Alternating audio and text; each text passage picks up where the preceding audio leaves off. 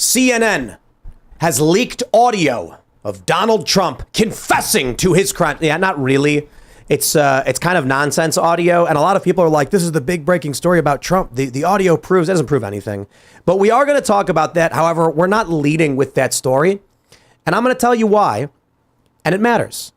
Because for 8 years, the media has lied about the context of every single story related to Donald Trump. And so when they come out, CNN publishes audio and they say this audio proves something. The rule is you're supposed to wait 3 days. Because then invariably something else comes out and goes, actually, that was fake. And that seems to be the way it goes. So we'll definitely talk about the audio leaks of Donald Trump's conversations pertaining to classified documents. But we do have more pressing and important news surrounding censorship, the culture war, and a bunch of other topics. So it seems Bud Light sales have dropped to a new record low. And finally, Bud Light, Anheuser-Busch, has fired the marketing team. Now, I know a lot of people thought that it already happened. It did not. They put them on leave. We thought this would blow over and they'd bring these people back. Well, surprise, surprise, the boycott is holding, sales are dropping, and they finally said, you fired. So we'll talk about that. We're going to talk about, we got some other news. Target is getting heat once again. A producer from Tucker Carlson is coming out slamming the network because they just nuked the remaining producers from Tucker Carlson tonight. We'll talk about that. And then the Quarterly had a big announcement. He is... I want to be careful how I phrase this, sort of leaving YouTube, making YouTube a back burner. And this is a big shift because we're seeing something similar with Tim Dillon. Large, prominent, influential personalities in the political and cultural space all around the same time are announcing that they're moving to Rumble and they're getting off YouTube. This is market competition as it works. So we'll talk about that. But before we get started, my friends, head over to castbrew.com, the official sponsor of Timcast IRL. In fact, we're sponsoring ourselves because we own Cast Brew. If you want to help fight the commies, you buy coffee from us. And it actually is some of the best coffee. I have to be honest, and I mean this sincerely. We worked really hard to make good coffee, and I believe Appalachian Nights is the best coffee I've ever had. I'm not kidding. And Rise with Roberto Jr., second best coffee. For a while, I thought our Rise with Roberto Jr. Blend was the best. And then I started drinking the dark roast Appalachian Nights, and I went right back to the dark roast. I really do think so. And to be honest, it's not hard for me to say I think it's the best. I actually worked on the blend, found what I thought was the best blend, and then we made it, and I think it's fantastic. So if you want to support the show and you like a good cup of coffee, go to castbrew.com, buy your coffee today, join the Cast Brew Coffee Club, get 3 bags every month. K-Cups are coming, new blends. We got Unwoke Sleepy Joe decaf blends are coming. A lot of great stuff in the works, and we're working on the coffee shop. So thank you all for your support. And also don't forget to go to timcast.com, click join us, become a member to support us directly, and you will get access to uncensored members-only after shows Monday through Thursday, where as a member, you can actually submit questions and call into the show to talk to us and our guests. Totally worth it, and we do appreciate your support. So smash that like button, subscribe to this channel, share the show with your friends. Joining us tonight to talk about this and so much more is Gene Hamilton. Hello. How are y'all? Who are you? What do you do? I am Vice President General Counsel of America First Legal, and we're here to fight for the common person, for the American, for true traditional American values. So we represent clients in court. We do all kinds of things to oversight, public attention, to things, government overreach, excesses, private corporations, the like. Pushing back on wokeness in these companies. Pushing back on wokeness, all of the stuff that we're seeing all over the place. We want to be right in, and we're doing our best right now to get all and over it. There is big news coming this week, you were mentioning, with the Supreme Court and affirmative action. So that'll be really interesting to see. Maybe we'll get into that later in the show. Sounds great. Thanks for hanging out, man. It should be fun. We got Seamus. I'm Seamus. I have a YouTube channel called Freedom Tunes where we make animated cartoons. We released a video last week where I reviewed and fixed a bunch of left-wing memes. They were broken. I had to make them funny, and I did. So if you guys want to check that out, I think you'll enjoy it. We also have a 30-minute long version of that same video, an extended cut behind the paywall at freedomtunes.com. If you guys want to go over there, check that out. Become members. You'll be able to see it. And I think those are your best. The meme reviews? The meme reviews one. Thank you. Yeah. They're a lot of fun. The conspiracy pyramid was one of the best. Thank you. Well, wait till you see the Pride. A lot of people were saying the Pride one was the best. So I want to encourage you. You got to watch that one. Everyone, you have to watch it. You at home, if you love me and want to support my work. I want to watch it. Hey guys, Ian Crossland, IanCrossland.net. Happy to be here. Follow me anywhere on the internet at Ian Crossland if you like me. And I'll see you later. And I'm Serge.com. I'm ready to start when you guys are. Here's the big news. And the big news is not that they leaked audio of Donald Trump because it's been 8 years of that. I'm so bored with it. No, the big news is from the Daily Caller. Top Anheuser-Busch marketing executives behind boycott are no longer employed. The top 2 Anheuser-Busch marketing executives who were placed on leave amid the company shakeup no longer work for the brand, a source inside Anheuser-Busch confirmed in texts obtained by the Daily Caller on Tuesday. Group Vice President for Marketing Daniel Blake and Bud Light Marketing Vice President Alyssa Heinerscheid are gone, according to obtained text messages with the current regional head of marketing. The caller is granting anonymity to the source to discuss lengthy, fraught internal company policy. Quote, to my understanding, if we publicly announce the word fire, it opens up the potential for them to sue us. That's why we said leave of absence, the source said in text message obtained by the caller. The wholesalers would have had an absolute heyday with leadership if they didn't remove her, the source inside the company also said. To be fair, Daniel Blake was actually awesome. I think he was just caught in the crossfire, but also he did hire her, so that's a fault. Wholesalers were told they are both gone for good by leadership during in-person conversations. They already shifted all their direct reports to new people and the head of marketing. The source added in another text message obtained by the caller. I'll tell you why this is important. What we thought was going to happen. There's a hubbub, some bubble up in the press. After a couple days or a week, sales return to normal. The boycott falters. They announce they're coming back from their leave of absence or just don't announce anything and they just slide back into their positions and everything resumes and they keep on keeping on. But that's not what happened. What happened so far is that 3 months on, Bud Light sales continue to get worse. And now they've officially terminated these individuals. Starbucks just had a strike last week because they're telling people to take down pride decorations. Target's stock value is collapsing. And a bunch of other brands are reeling because, ladies and gentlemen, get woke, go broke is becoming more and more powerful. Yeah, absolutely. You love to see it. I had a similar expectation when this all began. I thought, you know, people are going to stop drinking Bud Light for a little while, but they're going to go back to it. I think that when conservatives have tried boycotts in the past, they haven't really stuck to them. And of course, this situation is a little bit different. And one key detail I was missing is that you don't have to be a conservative to be disgusted by this kind of thing. There's a large subsection in this country which still finds a man in a dress to be very off-putting. And so even without having any kind of organization or political ideology behind it, people said, I'm not drinking that anymore. I disagree a little bit. Mm-hmm. I think the average person does not care about a man in a dress. And that's why it was tolerated for so long. What they care about is, 1, it was marketing beer to kids. And 2, we're seeing more and more of the grooming stuff. Mm-hmm. Parents started seeing books in schools that were teaching children about adult explicit content.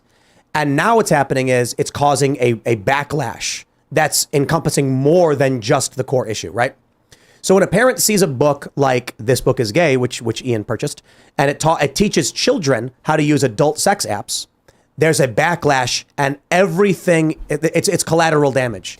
So for a long time, you get a guy in a dress, what happens? The average default urban liberal or suburban liberal, whatever type, didn't care. And they said, I don't care what these people are doing in their own homes. They're liberals, right? So they're like, do whatever you want, live and let live. Then these books come in these schools. Now they see it and they associate all of it with each other.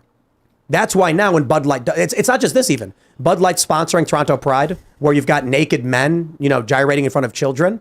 So people see that and they're just like, all of it gone, don't want it, no, sorry, bye-bye. I agree with you that the grooming and all of the perversity that's come into the limelight in a way that it wasn't before is also factoring into people's decision to boycott. But I would say that people have traditionally and historically still been off-put by seeing a man in a dress. I would say that was the case all the way up until now. No, right. Like, if brands weren't using them as mascots. I was looking at old photos from Atlantic City in the 20s, and people are out in summer wearing suits. Yeah. Like, it was like, yes, people were offended by people who didn't wear the uniform. So, like, even up for a long period of time, we got to a point where a guy in drag, a person, a cross-dresser, male or female or whatever, was for a long time socially completely unacceptable. But with the liberal period in the past 20 or so years, they said, you live and let live, do your thing, I don't care. But what I'm saying now is, yes, people may not like it, but they tolerate it and said, we don't care, we tolerate this. Now they're not tolerating it at all. Yeah, no, I agree. I guess my main point is just that through that period where people were tolerating it, it wasn't because they didn't find it off-putting. They were just willing to allow it to happen somewhere else. Right. Yeah. And now that it's affecting them, the pendulum is starting to swing in the other direction. Yeah. So then what's the end result? Are we going to see more brands back off? Did we win? Is this the get woke go broke is the brick that got pulled from the tower that causes the total collapse? Look, I mean, I personally think it's going to depend on the brand. Unfortunately, I mean, I think that if Ben and Jerry's put Dylan Mulvaney on a carton of ice cream, people wouldn't bat an eye. I mean, because that's their customer base, right? I disagree. I just don't know because that's how far out they are. For Bud Light and for most mainstream corporations, families especially, touching on exactly the issue that you just mentioned, which is people don't want this stuff shoved in their face. They're tired of it. And so like for 20 years, people tolerated RuPaul's drag shows and all this other stuff. Okay, well, yeah, they're off doing their own thing in their own life. But now they're doing exactly what's happening. But I think like I just with a brand that is extremely liberal like Ben and Jerry's, I don't know. With everything else, I think that you're on. Not on Ben and Jerry's. Ben and Jerry's is a gas station brand. Yeah. Ben and Jerry's is like Bud Light. Sure, they do kooky things, like resist or whatever, but no one cares when they walk in to grab a pint of ice cream. They want cookie dough and brownies. That's all they care about. So when Bud Light became political in this particular way, people were just like, nope, not buying it. And I think it's because it's now affecting them. Ben and Jerry's does a lot of political stuff, but let's be real. A guy walking into a gas station for some cookie dough ice cream doesn't care if it's Haagen-Dazs or Ben and Jerry's. Maybe he likes Ben and Jerry's because it's got bigger cookie dough chunks. That's about it.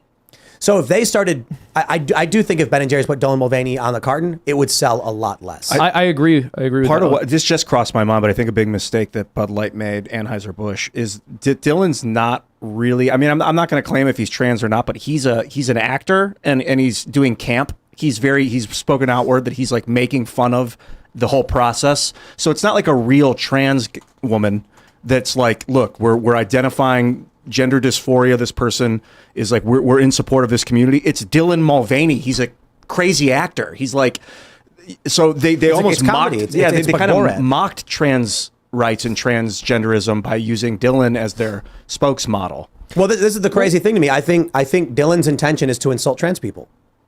Like I say it all the time. I don't know how you get anything else from that. There was like the recent video where Dylan is on the red carpet and Tony the Tiger comes out and Dylan starts panicking and freaking out.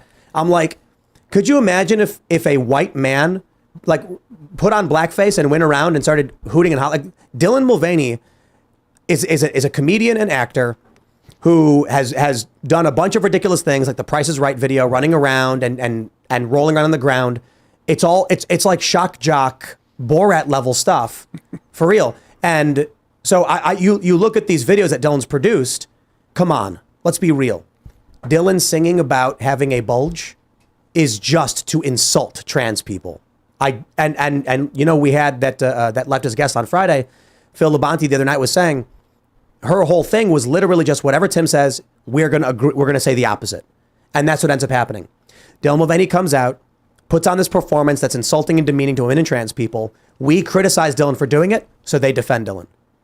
Interesting. Yeah, I mean, I don't make the same distinction that you guys do. I view all of this the same way, but I'm curious about how the transgender community or people who identify as transgender have responded to Dylan prior to the public backlash.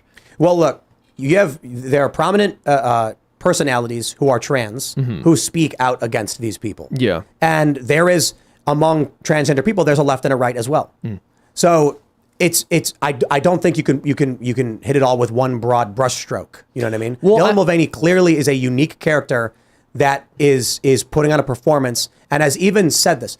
Dylan Mulvaney did not come out and say they weren't trans, but did say they wanted to move beyond being identified as a trans person. Something to that effect. For sure. No, I don't disagree with you guys at all that Dylan is a particularly obnoxious example. And I don't disagree that people who identify as trans have a wide variety of political views. Where I'm saying I don't draw the distinction is I think all of it's insulting to women. I think all of it is a caricature of womanhood.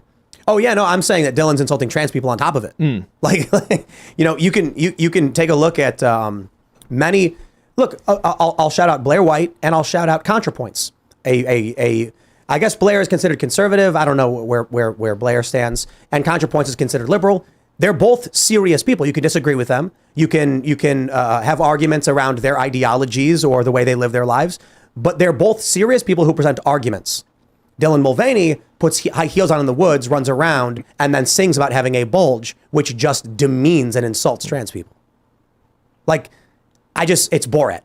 So that makes Is me Borat. think that maybe, Gene, you were onto something, that if companies were to go with, utilizing transgenderism as a marketing tactic, but not going for the campy, clownish people as their spokespeople, and they actually find like genuinely, trans people that are like, maybe they've been suffering or whatever, and they want to elevate that community somehow. I could see that actually not be destroying a company, maybe actually helping. I mean, I just go back to the RuPaul. RuPaul has a show on E! Or whatever, and had a show for decades. RuPaul's Drag Race show and all these other different Bravo? things.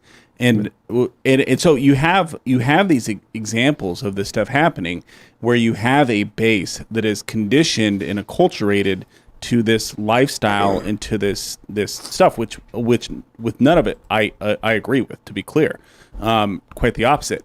But when you take a brand like Bud Light, or you take something like anything, I mean, take a Ford Mustang. If Ford decided we're going to advertise their new Mustang with Dylan Mulvaney, But didn't they?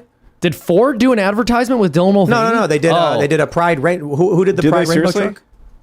Yeah. Okay, was that so bad example? somebody did do. I think someone might have done a rainbow truck, but also to be clear, there's something about the rainbow that puts a layer of abstraction over it. I don't think there was an actual picture of somebody like Dylan Mulvaney associated with it. Yeah, in 2022.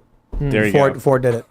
Wow. Well, let's jump to we got an update too. Check this out. This is from the New York Post. Bud Light sales reach new weekly low following Dylan Mulvaney fiasco. Sales of Bud Light suffered their steepest weekly drop. I want to stress this all for you. Please listen. It has been 3 months. That's 3 bad. months later, and the worst week so far. 28.5% drop. It's getting worse. Yo, it's supposed to be easing up 3 months on. I think this is brand death. I think, the way I described it earlier is that maybe this is where we wrap a nice little bow around the Bud Light story. Dylan Mulvaney destroyed Anheuser-Busch. That's wild. Look, the company exists. They'll make money, and I'm not saying that they just disappear off the face of the earth, but I wonder if we might see a cascade effect that I've talked about before.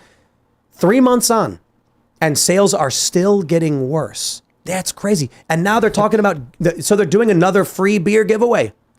They had Memorial Day. Now with the 4th of July coming up, Bud Light is giving away their beer for free. Now that's the get well, go broke, man. Right. Understatement. Yeah, no, I think that's very accurate. And this entire past Pride Month seems to have been a complete disaster for the left, which I've very much enjoyed. Part of why I think this was such a massive and strategic error for Bud Light is because not only were they not selling a particularly impressive product, people aren't buying Bud Light out of a sense of brand loyalty. People aren't buying Bud Light because it's the best of the best. People are buying Bud Light because it's inexpensive and it's what they have access to. But they also have access to many other beer brands.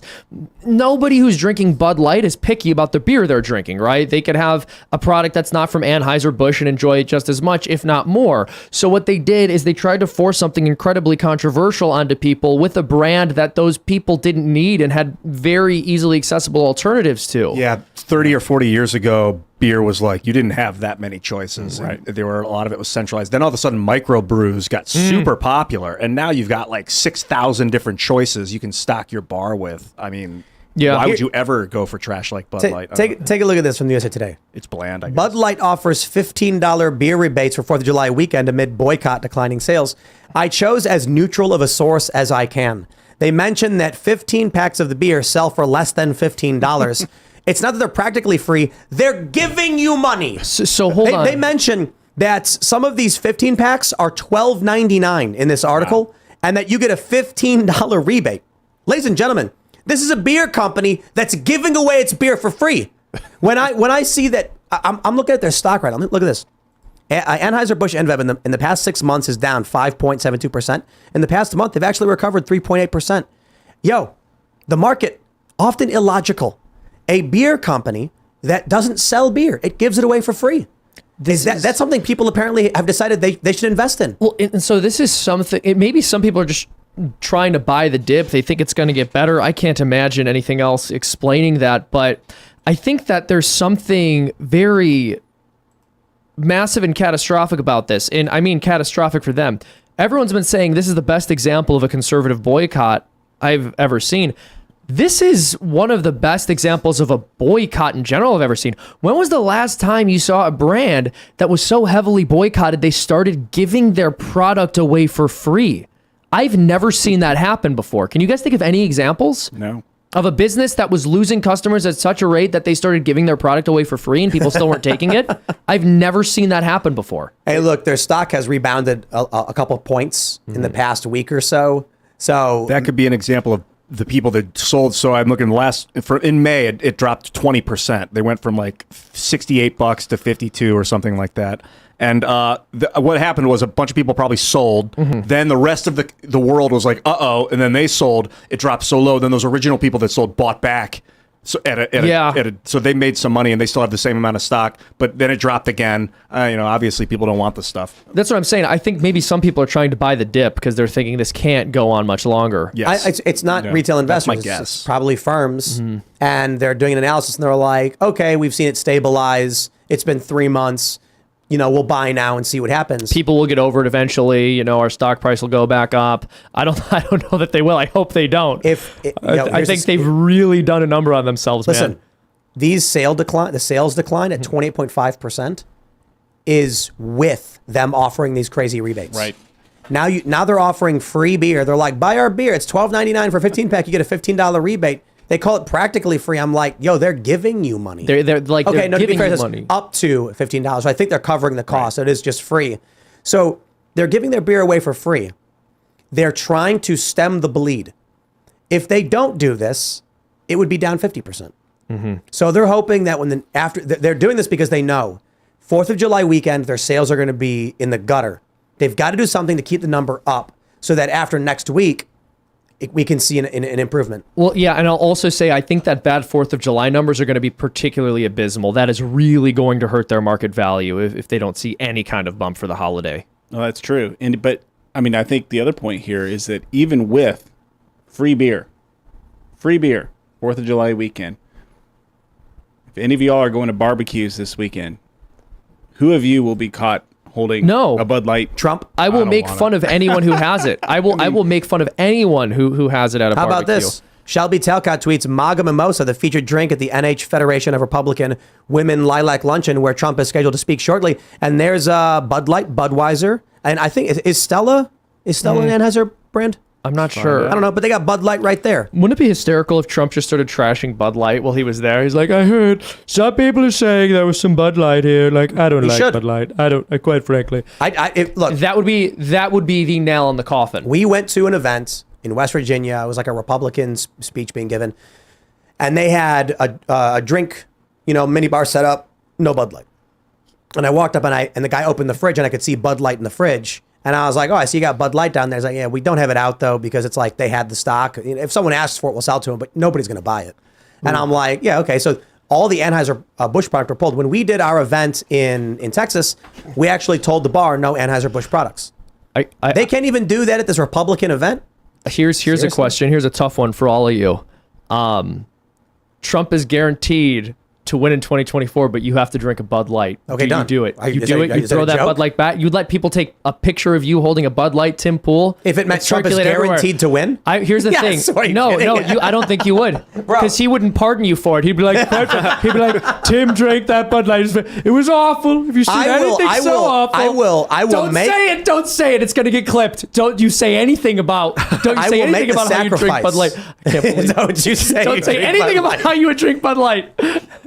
I will sacrifice for the greater good of this country by drinking You're a a Bud brave Light man. if it means it guaranteed Donald Trump the election. Yeah, Stella is AB and Bev. Look at that. Stella, that's Tim, all. See, like, they don't actually Tim, I care. couldn't let you do it. I said, Tim, no. There have been people who have been willing to sacrifice everything to save everyone, Seamus. Oh man, look. And you're saying if they said I was just asking you, quite frankly. I wanted to see. So- what your so hold answer on. is. I don't think Trump's going to pardon you. they come to you and say Donald Trump, okay, a time traveler comes, and he says, Seamus, you understand the butterfly effect, right? Yes. Okay, I'm telling you right now, if you let me take this picture of you drinking a Bud Light, Trump will get elected. You wouldn't do it? I would not do evil that good might come of it.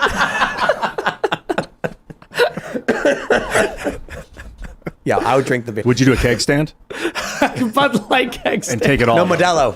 Oh, You do a man. Modelo? Modelo's fine though, right? I don't know. Is Modelo AB? No, but seriously, come on. Like, I know it's fantastic. No, it's just good to know you feel that way, you know? What I don't is this like Trump sanctioned? Yeah, Modelo's also AB InBev. No, it's not in the United States. It's Constellation Brands. Oh, fact check. We got it on their covered website. AB InBev, our brands. Yep, Modelo outside of the United States. So in the U.S., where sales are skyrocketing, it's owned by Constellation Brands. An antitrust lawsuit took that away. We from do them. not own this delicious beer in the U.S. That's a disclaimer on their website. Wow, it says that. It's interesting. Okay. So did Yeah, Trump? come on. Of course, everybody would. If there was some definitive proof, the Oracle of Time, the CIA's time device, you could look into it, and it was like, if all Trump supporters started drinking Bud Light right now, CIA, he'd I win. wouldn't trust it. It's the I'm saying CIA it's like- time-telling device. They're only trying to get us to drink Bud Light to boost their sales. That's Okay. why they're pulling this whole Trump prank. supporters discover an alien device that can show them the future, and they see a possible future where if they all start drinking Bud Light again, Trump wins. They would. Dude, Bud Light's going to psyop us into thinking that this is the truth. Like, look, it's the only way you can get him reelected. That's their marketing strategy. We looked into the future. It's the only way. The only way for Trump to win. Oh, my goodness. Actually, to be honest, though, I think it would be the opposite. I think if conservatives actually gave in and did not boycott these brands, without a doubt, Trump would lose. The fact that we're seeing so many regular people and conservatives actually sustain a boycott suggests to me there will be the possible ground force for a Trump victory. Yeah, well, I think it's also just indicative of the fact that your average person isn't interested in having this nonsense forced on them. As we were discussing earlier, for a while, people were okay letting these things happen far away from them where they wouldn't have to see it. But once you start putting in their face, they go, you know what? If it's either you stop doing this or it gets forced on me, I choose that you stop doing it because I'm starting to feel like the whole live and let live thing was always a lie. Well, let's talk about what's causing this because Ian actually purchased this book that's been the subject of great controversy. And I have this tweet. I looked up on Amazon. This book is gay. It's called, and Ian has purchased it right here. On the back, it says, this book is for, underlined, everyone, regardless of gender or sexual preference. This book is for anyone who's ever dared to wonder. This book is for you. They sell it to 14 to 17-year-olds on Amazon. Amazon says reading age is 14 to 17. You can see here at the bottom. Yet in the book, it teaches you and explains how to use adult sex apps. Yeah, explicitly. So this is what happens. You have, for whatever reason, people on the left, either because they're overt pedophiles or because overt tribalists will defend anything that the right opposes. You end up with a book like this in grade schools. There's a teacher who provided this book to her middle schoolers, and they called the police on her, and she was removed. Mm-hmm. And this is what happens. A teacher provided this book to middle schoolers. The book shows pictures of sex acts, explains extremely disgusting activities that would cause serious illness. Like, okay, what people need to understand is there are activities that people engage in when it comes to adult stuff that will injure you and give you infections and diseases. And I'm talking about E. coli. And I don't want to be gross, but I'm going to have to describe it for y'all. We try to keep it family friendly. So earmuffs for your kids. But the book describes consuming feces. Okay, you can die from things like this. Wait, are you serious? I didn't even know that was in there. I knew this was perverse. I didn't know that. Oh my gosh. I'm fairly certain. I haven't my seen gosh. that part yet. I'm fairly certain we talked about that before. I want to double check, but I'm pretty sure it talks about, yeah. Look, maybe, and also maybe I shouldn't be so surprised, right? Because there's a lot of perversity associated with this particular set of life choices. I understand why someone might think this is a good idea because, like, okay, they're thinking kids don't have enough sexual education. We need to prep these young kids that don't have good family lives ahead of time. It does. Confirmed. Oh my Yeah, gosh. here, let me see. It is in the book. Excuse for it. Dude, that is sickening. That is terrible. sickening. Jail. Right, and so Jail. what happens when? So to clarify, though, the description is in the glossary explaining what the act is and how to do it. So when parents see this stuff, they say, "Hey, I don't want my kid reading that." And what happens? You get that woman from the Majority Report, Emma, being like, "I don't believe in censorship. I think I'm like, should this be in school?" She's like, "Well, I don't agree with censorship." She wants kids to read. But then this you stuff. asked her if Penthouse should be in schools, and then the conversation just changed after that. Like, she didn't say yes, and she didn't really say no. I don't remember exactly, but it's a good point. Do you want Penthouse in schools? Do you want like nudie magazines for 13 and 14-year-olds to look at? There's pictures of nude. There's a drawing of a naked woman right in there on like page 188 or something like that, like explicit with arrows pointing to the different private parts. And like, that's what kids need to understand. Private parts, those are private. Those are for you. If someone ever messes with your privacy and your private, you tell an adult, you tell your parents. Like, that is, this kind of is just, but I'm coming from a different generation, man. I didn't have the internet until I was like 14. Yeah. I didn't see porn until I was 14. I didn't, and for young kids that slip onto some of that at the age of 6, I don't know.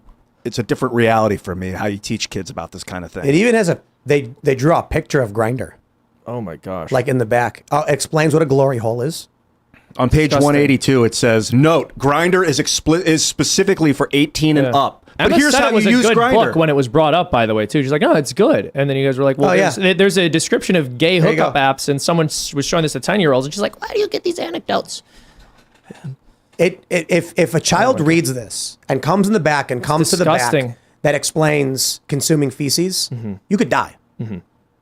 Why would Amazon think a 14 to 17-year-old should be reading something like this? And they make the argument that, oh, kids have access to the internet these days.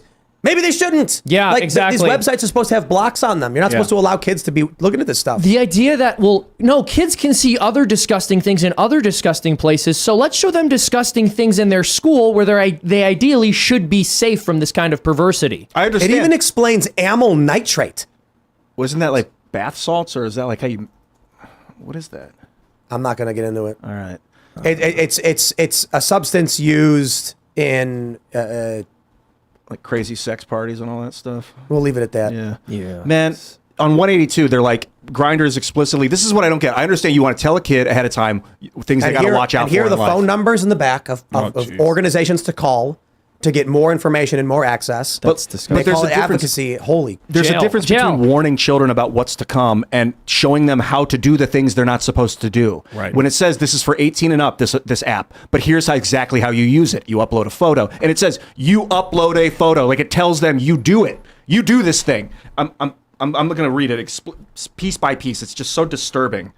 Note, Grindr also has an age minimum of 18 years old. It's in bold. Then the next paragraph, how sex apps work, sex apps work. Upload a tiny pic of yourself to the app. Like, it's for 18-year-olds. You don't tell them how to do it. Here you go. Also, the idea that you can get away with something like that in a book that's being marketed to children by simply saying, oh, you have to be 18 or up. Well, this stuff is in schools. It's being shown to children. Amazon's selling it to children as young as 14 years old. There was a teacher who was showing it to 10-year-olds.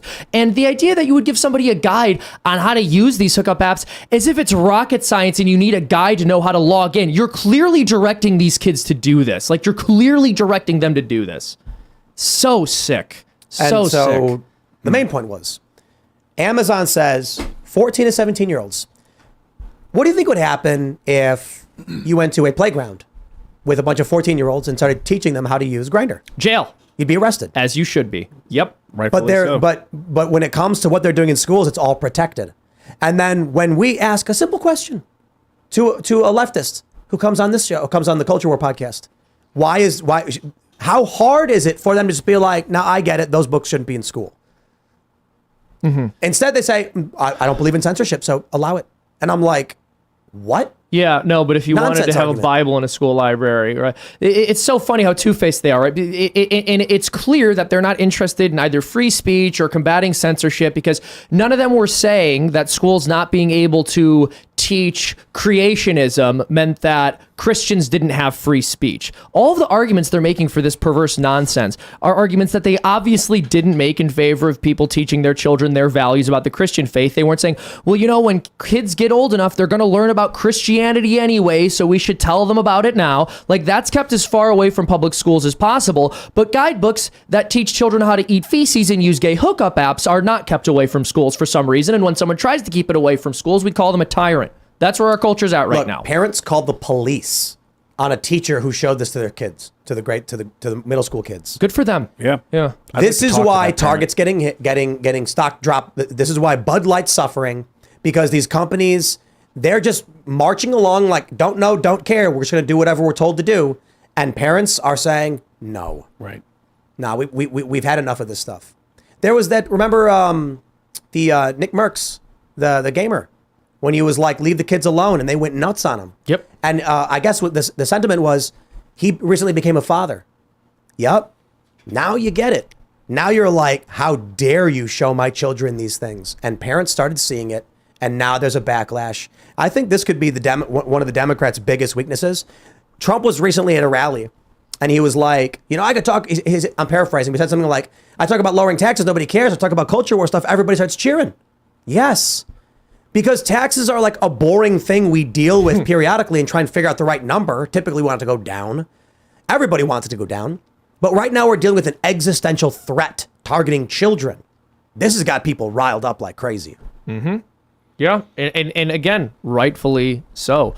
I'm curious, what path forward do you see here? What do you think families should be doing? What do you think it's possible to do within the guidelines of the law? Also, as a lawyer, I mean, who can be sued? Who can charges be pressed against for these kinds of things? Look, I mean, there's a lot of parents who are stepping up across the country who are saying no more and doing things like, I mean, look, if you're a parent and you have a teacher showing your kids explicit material, you should, I think, in under the right circumstances, report it to law enforcement. But you also have all kinds of other ways that you can do things. You can sue the school district. You can get the materials, demand that the materials are removed from the libraries. I mean, just simple steps, showing up, going to school board meetings, showing up, talking to your teachers, talking to your principals. Because, ultimately, we are in that place, I think, as a culture, as a country, where it is we're at a societal inflection point.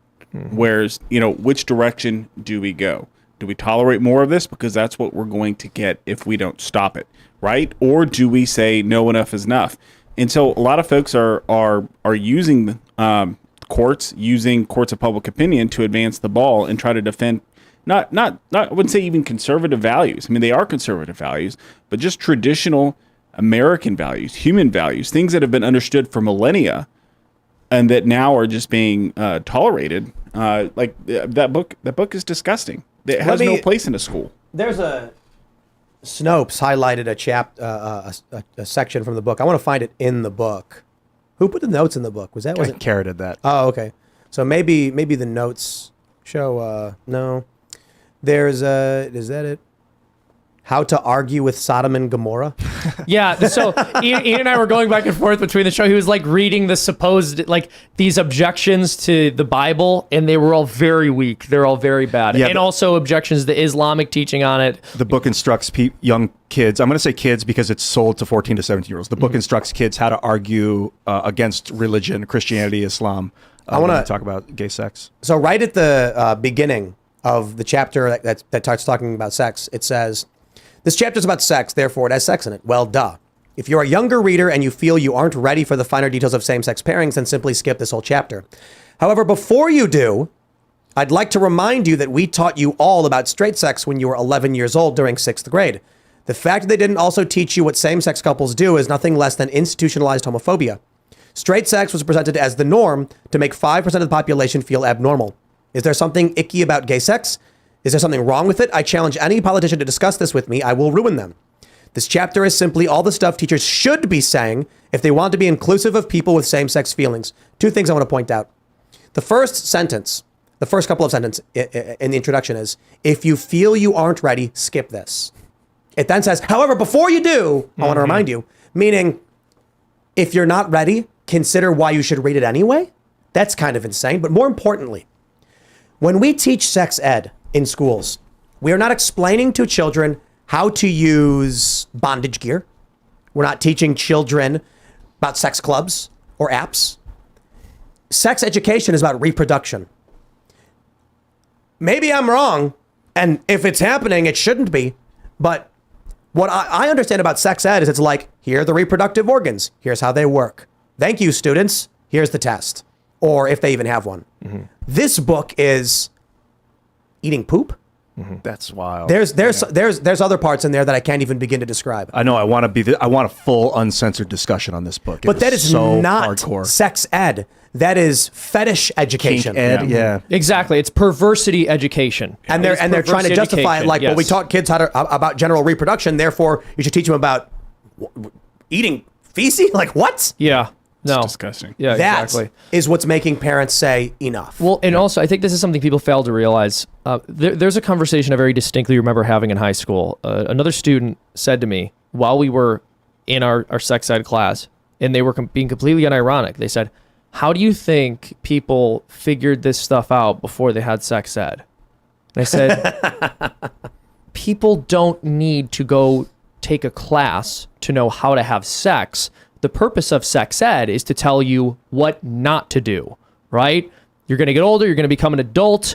You're going to start engaging in these activities. What's important is that when you were young, when you were developing, your parents ideally had a conversation with you about what the boundaries are and the things that you shouldn't be doing, because you're going to figure out what you can do. Right? I don't think it goes that. I think that's over the top.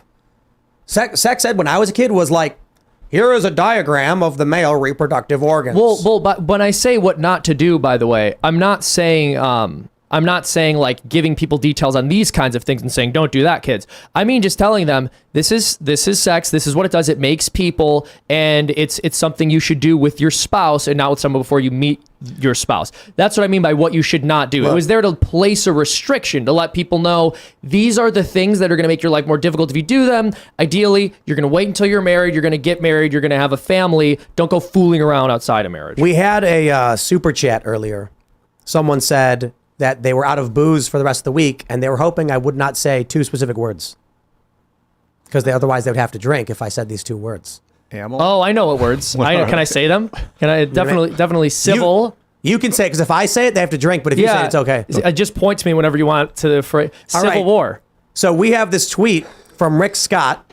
He said, I'm warning socialists and communists not to travel to Florida. They are not welcome in the Sunshine State. I'm going to play the clip for you. Senator Rick Scott here.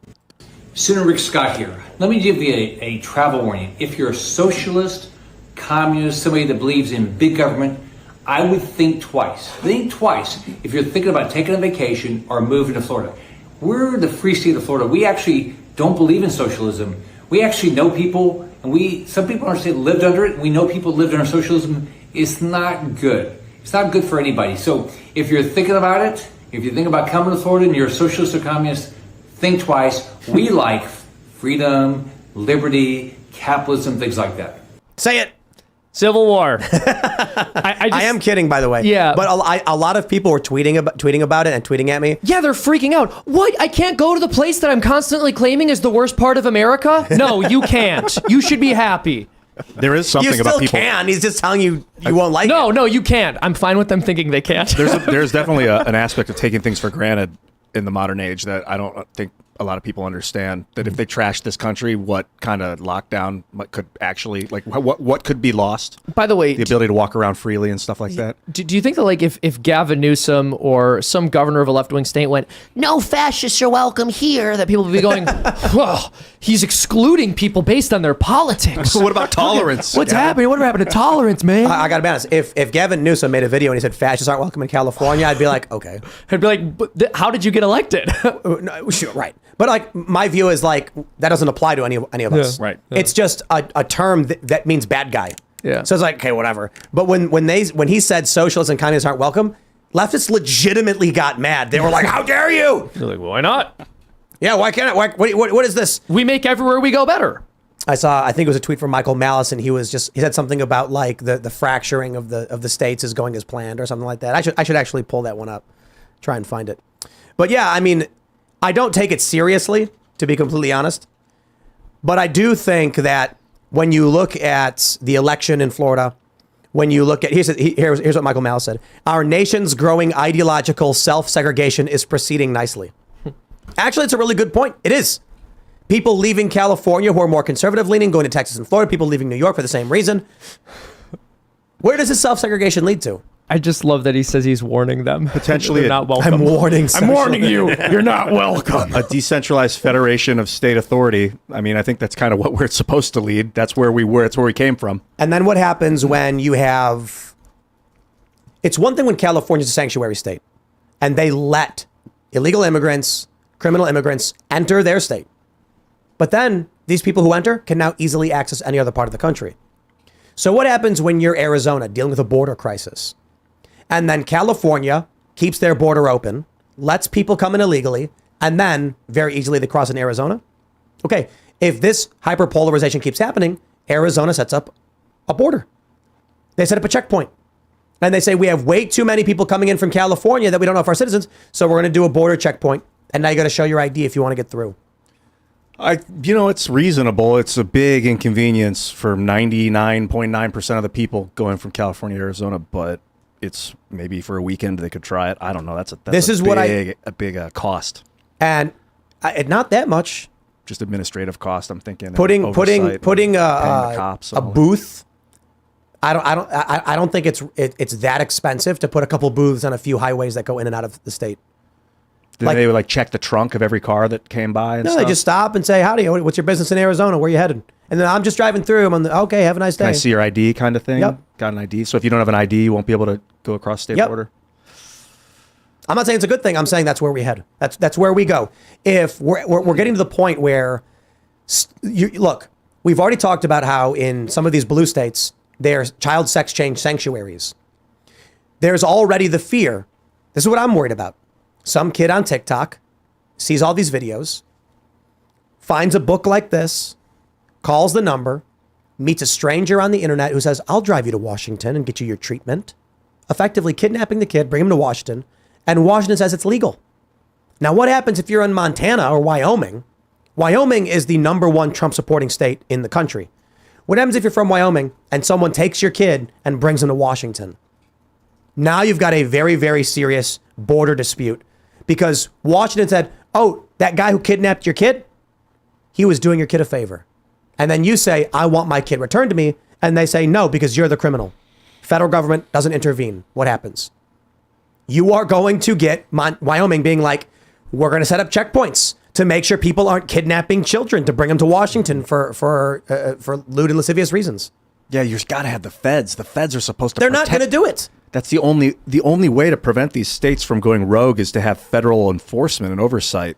You need to protect. Then you're talking about stronger federal law enforcement, and we don't have that. And if anything, the feds will protect Washington and the kidnapper. That's so messed up. Yeah, even under Trump. Trump made the mistake of thinking that these people would operate any differently. What do you mean? Who are these people? The FBI. Trump literally thought, that dude made so many mistakes in trusting these people over and over and over again. Yeah, it was like he was on autopilot. That was weird. I think he just actually had faith in the system. I think Trump thought it was busted, but he could fix it. And he saw the general good in the United States. I think now it's the opposite. Now he's like, these people are corrupt. The whole thing's got to go. But this is my point. When we're looking at Rick Scott jokingly say socialists and communists don't come here, and then the left actually gets mad because they actually are socialists and commies, like we're heading to a dark place. How would you guys define socialist? What would make somebody a socialist? Public ownership of the means of production. Yeah. So yeah, communism is like worker ownership over the means of production, and then how socialism is different from communism changes based on who you're talking to. Some say that like I think as a general rule, when you look at how they've operated in the world, communism usually happens because of like some revolution or state takeover, and socialism is usually voted in, but that's not actually definitive. Well, some say socialism is economic and communism is political. Yeah, well, people say communism encompasses everything, right? So even your culture becomes modified by it, where socialism just refers to econ. But there are a bunch of different ways people define it, and I've heard it defined even by official sources multiple different ways. So like every communist state is socialist, but every socialist state is not necessarily communist? Yeah, I suppose so. What would that be? Like state ownership is communist, but if it's just state... Communism is typically characterized by a single party controlling everything in like an autocratic mean. Mm-hmm. Gulagging people, disappearing people. Socialism is where the people own everything. Socialism can actually... Socialism is interesting because there's like a threshold for it, right? If you're looking at a spectrum, you could argue America's a capitalist country, right? Yeah, except half of our money is taxed and goes to the public. So actually, the United States is not a capitalist economy; it's a mixed economy. At a certain point, you can call it socialist or capitalist. What's that line? Up to you. Maybe 70%. If 70% of your income is kept by you and 30% goes to the public, that's the threshold for being a capitalist country. Anything from 70 up to 100 of the money you keep is capitalist. And then anything in between is mixed. And then 70% taxation and higher is socialist. I don't know. To be fair, it's not just about government taxation. Yeah. Socialism is basically like the workers own the factory. Communism is like everyone owns everything, but there's actually a military in control and they'll execute you if you disagree. But it can be a bit vague. The simple thing is socialism is basic economics. The further you go towards the public owning everything is the further you go towards socialism. The further you go towards private ownership, the further you go towards capitalism. Mm-hmm. And capitalism is better. Yeah, of course. Unquestionably. Yeah, I think also, like, just in terms of how the word is usually understood, communism has much more baggage associated with it on the cultural question, which I think is part of why people associate it with a complete cultural takeover, and because that's also what you saw in communist states like the USSR or communist China. And so people will almost view socialism as just sort of a moderate form of communism, but that's not really an accurate way of looking at it either. We have a lot of people pointing out there already are border checkpoints. Some saying when you generally stop at state borders to pay tolls already. So those could easily be modified to stop and check your ID. Other people mention that there are way stations and agricultural checkpoints already between states. I'm saying it becomes like country to country effectively. Arizona's dealing with a mass influx of illegal immigrants. Texas is as well. At a certain point, they might just be like, we have to control our borders. But that would be like if someone, because there'll be vans and trucks. You need to stop the van, come around out back, open the van, look With through a their dog. stuff. Yeah, dog walks around the truck. Yep, absolutely. That's a lot of labor. It sure is, and I'm I don't know saying if it's a bad thing though. whether you think it's good or bad is not the point. What matters is if we are segregating to this degree, it will happen. When COVID happened, they had checkpoints. I think Connecticut had checkpoints because they didn't want New Yorkers fleeing because of the lockdowns into Connecticut for safe haven. So they were like checking license plates and stuff like that. Yo, crazy. And who would have ever thought that would have happened before COVID, right? Yeah. To your point. Now it's like, Europe used to have checkpoints between the countries, and then you get the European Union, the Schengen zone. But I think the U.S. actually headed in that direction, because you're gonna have, I think, Wyoming and Washington are a really good example. I think you got Idaho in between, but so maybe it'll be Idaho. Actually, Idaho's a pretty conservative spot, and they're gonna get issues. Wyoming's gonna be like, why are you allowing these people to take our kids through your state? And they're gonna say, okay. And Wyoming's gonna be like, we expect you to cooperate with us on law enforcement. So Idaho's gonna be like, we got this corridor that goes to Montana to Washington, or whatever. We're gonna set up checkpoints. It's, I think, what is it? One highway? There's probably some smaller roads, but I think it's one highway. Up north, yeah, it's one highway. I'm actually fearful of how the federal government might try to crack down on that. How so? I could just see if Yeah, you have it's one a highway. regime that's as far to the left as the one that's in power now lot- is, and that wants to push for this mutilation of children. I could imagine them saying, no, you can't tell someone they're not able to pass through your state in order to get their quote unquote gender affirming care. To be fair, there's one federal highway, one big. It's I-90. Right, one interstate. But then there are a bunch of smaller roads. Smaller state highways, yes. But to be completely honest, I can count them. yeah, it's not a lot. I can go all the way. What are we looking at? Up north, you mean? So if I'm looking at just out of Washington, you can man, it's really annoying. Yeah, it's rugged up there. There's 1, 2, 3, 4, 5, 6, 7, 8, 9, 10. And in wintertime, a lot of those 10. will be... Yeah. 10 roads. Yeah. So if you got to the point where Washington, there actually was an issue of kids being trafficked into Washington for child sex changes, and states like Idaho were like, no way. I mean, actually, let's use Idaho as an example. Relatively conservative place. They don't want their kids being brought there. So what? All they need is 10 checkpoints? 10. Yo, that's 20 guys. 20 guys on rotation working a border. Yeah, and like I said, in the wintertime, a lot of those places are not even... You can't navigate them. They're like Yeah. covered in snow. So There's no way through them. It's mostly just going to be 1 or 2 roads. They might exit to another state. You'd have to have your entire border blocked off or covered. I don't know if you Ian, do that. Yes. It's so rugged, dude. No, Ian. It's 10 roads. Going the west? whole border. Bro. You're just talking about the western border? Going east. Yes. If you're in Washington, it is 10 roads out of Washington. You have to go south Oh, they said Idaho. Okay. into Idaho. Yeah. Yeah. So Washington into Idaho, there are 10 roads. There's probably many smaller ones, but there are 10 main roads, 1 main interstate highway, and then I think a couple state highways. And I counted on the map, zooming in, even to the small ones, it looks like it's about 10. So I'm not saying I know for a fact it will happen. I'm saying if this is the path we head down, abortion is also a big issue. What happens if, I've talked about it before, Yeah. you got a man and a woman, they're together, they're maybe married. They get pregnant, start fighting. Woman says, I need to leave this guy for whatever reason. And he says, I forbid you from getting an abortion. And she says, you can't. Idaho doesn't allow it. So then she goes to Washington and he goes to the state and says, she's kidnapped my child. A better example is states that have completely banned it. I think like Oklahoma banned it outright. Is it Oklahoma? Who banned it outright? Texas. Texas banned it out. Are you sure? Let me double check on that. Yeah, Seamus. After heartbeat. No. After There's been, I think Oklahoma was a total ban. Yeah. I mean, it might have been Oklahoma had the total ban. It looks like there are, the New York Times actually has a tracker for which states have done a complete outright ban. So a full ban in effect versus 6-week ban. It does look like, you said Idaho, or did you say? No. Oklahoma. Oklahoma, yes, Oklahoma does have a full-on ban. Full on ban. That's also So- if we're going to go with the N-word. And then Colorado, right? So let's say someone, there's a couple in Oklahoma. Something happens and the woman says, you know what? I just don't want to have this baby because it'll keep me locked with this guy. Colorado is, it's right on the, this is crazy.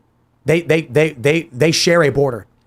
Colorado, let's see, is what road do we got here? 385, Campo to Boise City.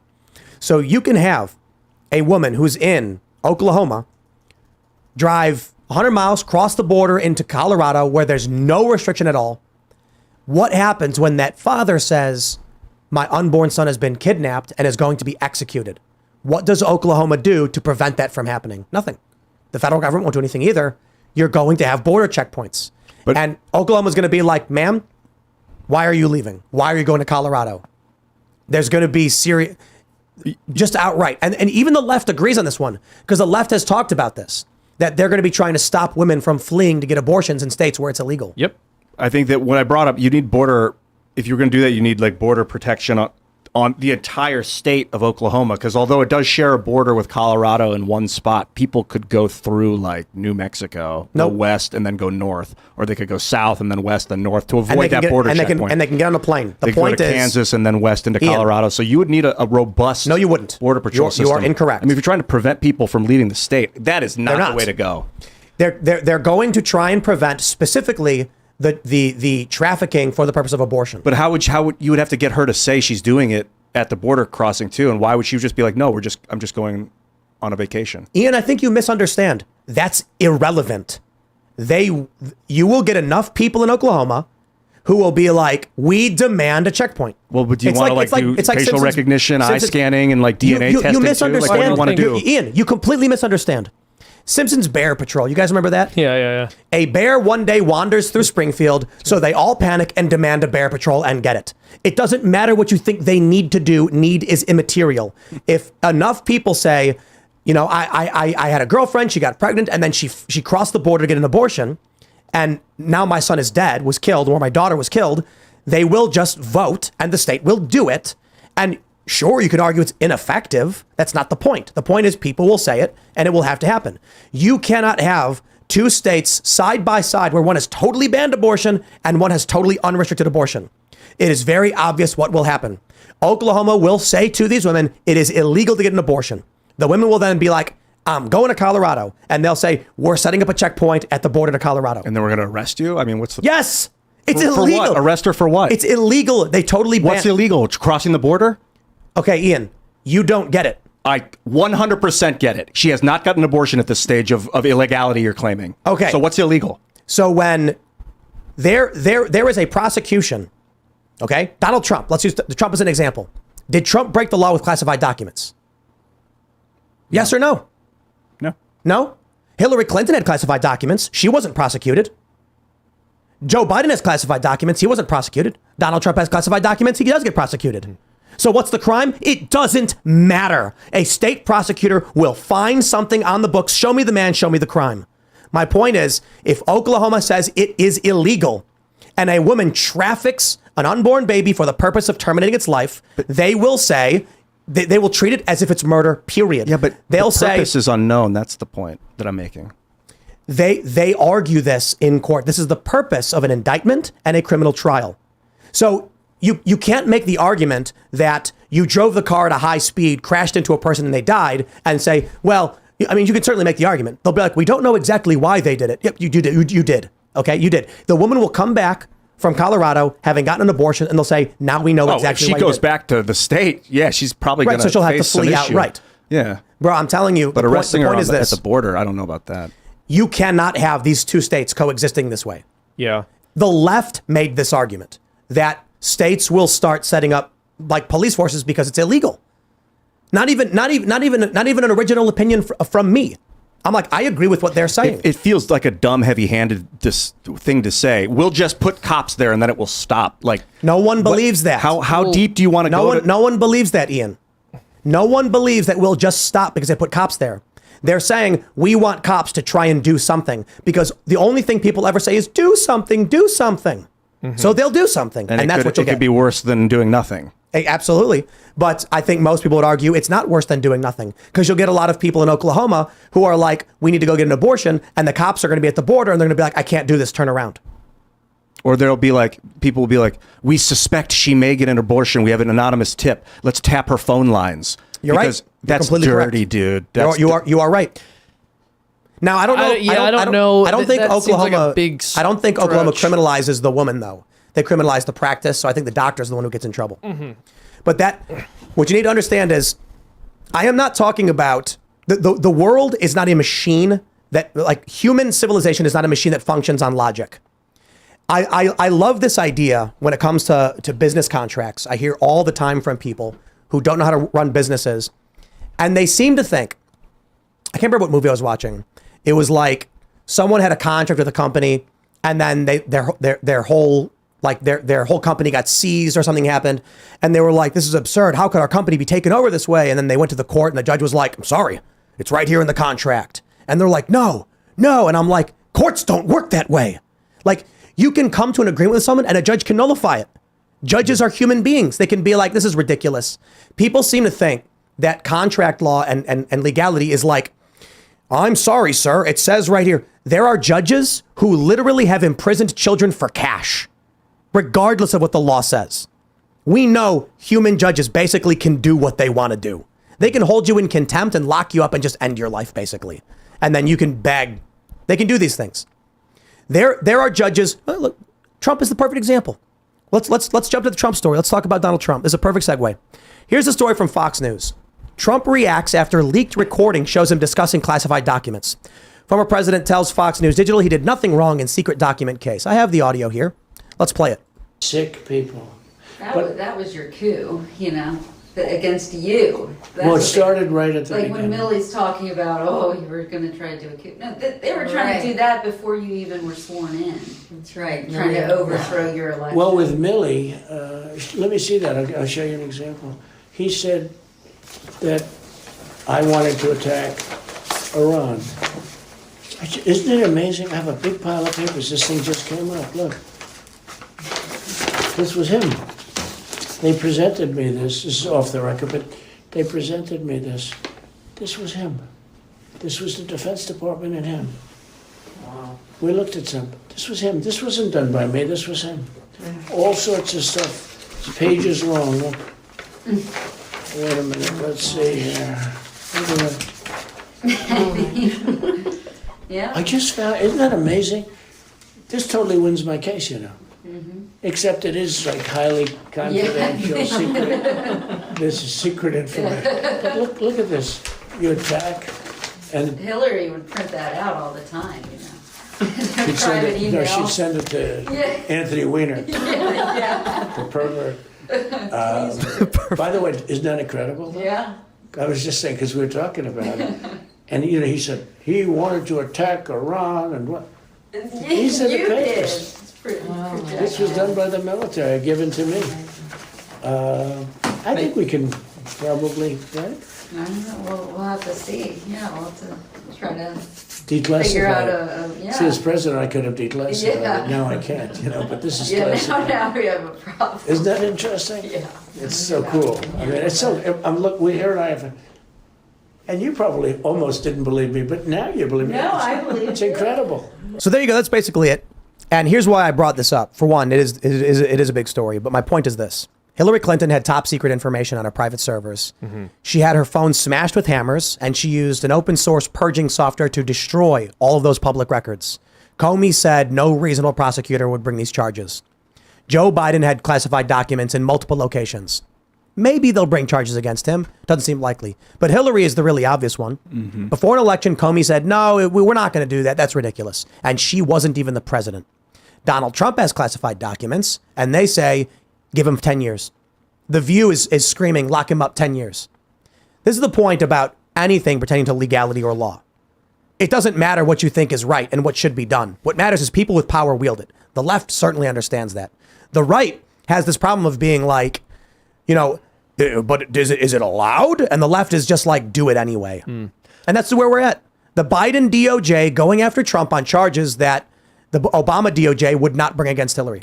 Yeah, well, I kind of want. Can I ask you a few questions about this, just Sure. as a lawyer? Yeah, absolutely. So when Trump says I could have declassified them or should have declassified them, is that an admission that he didn't declassify them properly, and is that going to be held against him? Well, look, I think that one of the things that we're all missing is the context of these papers that you can hear in the background. What is it that he's actually looking at, and what is he actually flipping through? Right? I mean, it's is he flipping through some kind of a description?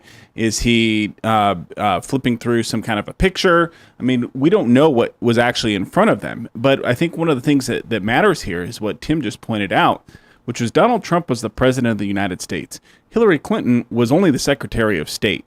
Joe Biden, the records that he's talking about are records he got as vice president or previously as a senator, right? And so classified documents are controlled by the president of the United States. Documents are only classified, secret, top secret, confidential, because of an executive order from the president of the United States. All classification authority derives from the president, with one limited exception set by Congress about atomic energy related documents.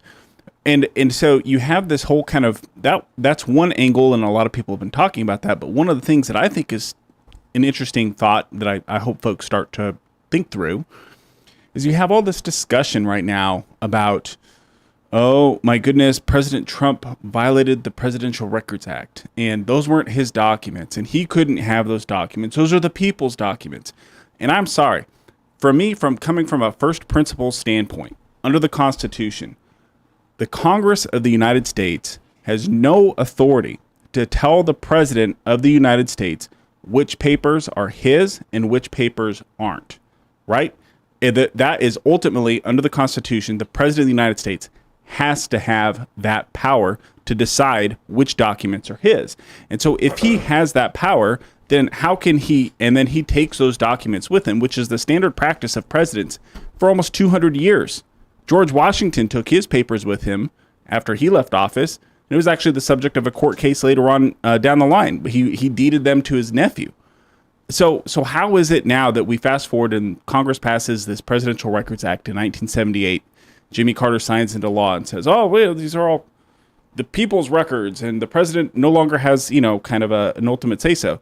If the president possesses the documents from the first instance and has that absolute authority to do so, then how can he be prosecuted under the Espionage Act for unlawful possession of these documents? It's insane. I mean, it just doesn't make sense. But not only that, first, we're gonna find out in a week or so that there's something more to this video where, like, right after this clip, Trump goes, I mean, these aren't actually any of the real documents. These are just, memos. It'll be something like that. Right. And you'll be like, oh, I wonder why that context wasn't provided, because the media does this all the time. But then let's get down to it. Let's get down to it. First, what does this audio prove, if anything? Donald Trump is an idiot? Maybe. Is that it? Is it criminal? It's not. I'll tell you, in 2 seconds, Trump's legal team is going to be like, he was bragging. He was lying. They're not. It's not real. Those are the papers you hear in that audio weren't even those real papers. Where was this audio recorded? Oh, it was in this room. The papers were in a different place the whole time. You can't see anything. You can't hear anything. Someone saying something about, look at these papers, they're secret, doesn't prove he actually had secret papers and showed them to anybody. Right. So it's circumstantial at best. It is bad for Trump. Don't get me wrong. Yeah. But they're acting like it's this big bombshell. And my thing is, you know what I think? I think Trump was just speaking off the cuff and being a braggart. And then when it actually came down to the legal matter, he said, look, I'm the president. They're declassified because I say so. And that's his argument now. I don't think this tape does anything. All that's going to happen is if you're on the left, you're going to think it's a bombshell. If you're on the right, you're going to say it's stupid. And I'll tell you this. If the left says Trump must get 10 years for this. Actually, they do. They do. Let me pull up the little article here we got from Mediaite.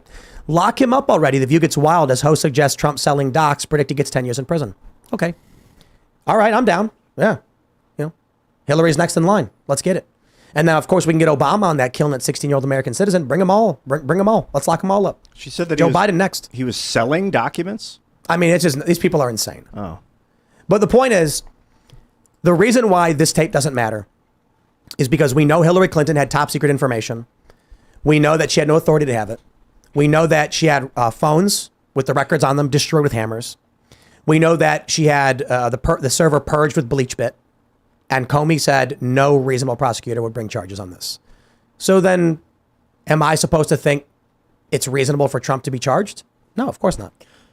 Well, I'm curious, again, as a lawyer, what do you think this does in a court of law? Like this kind of evidence?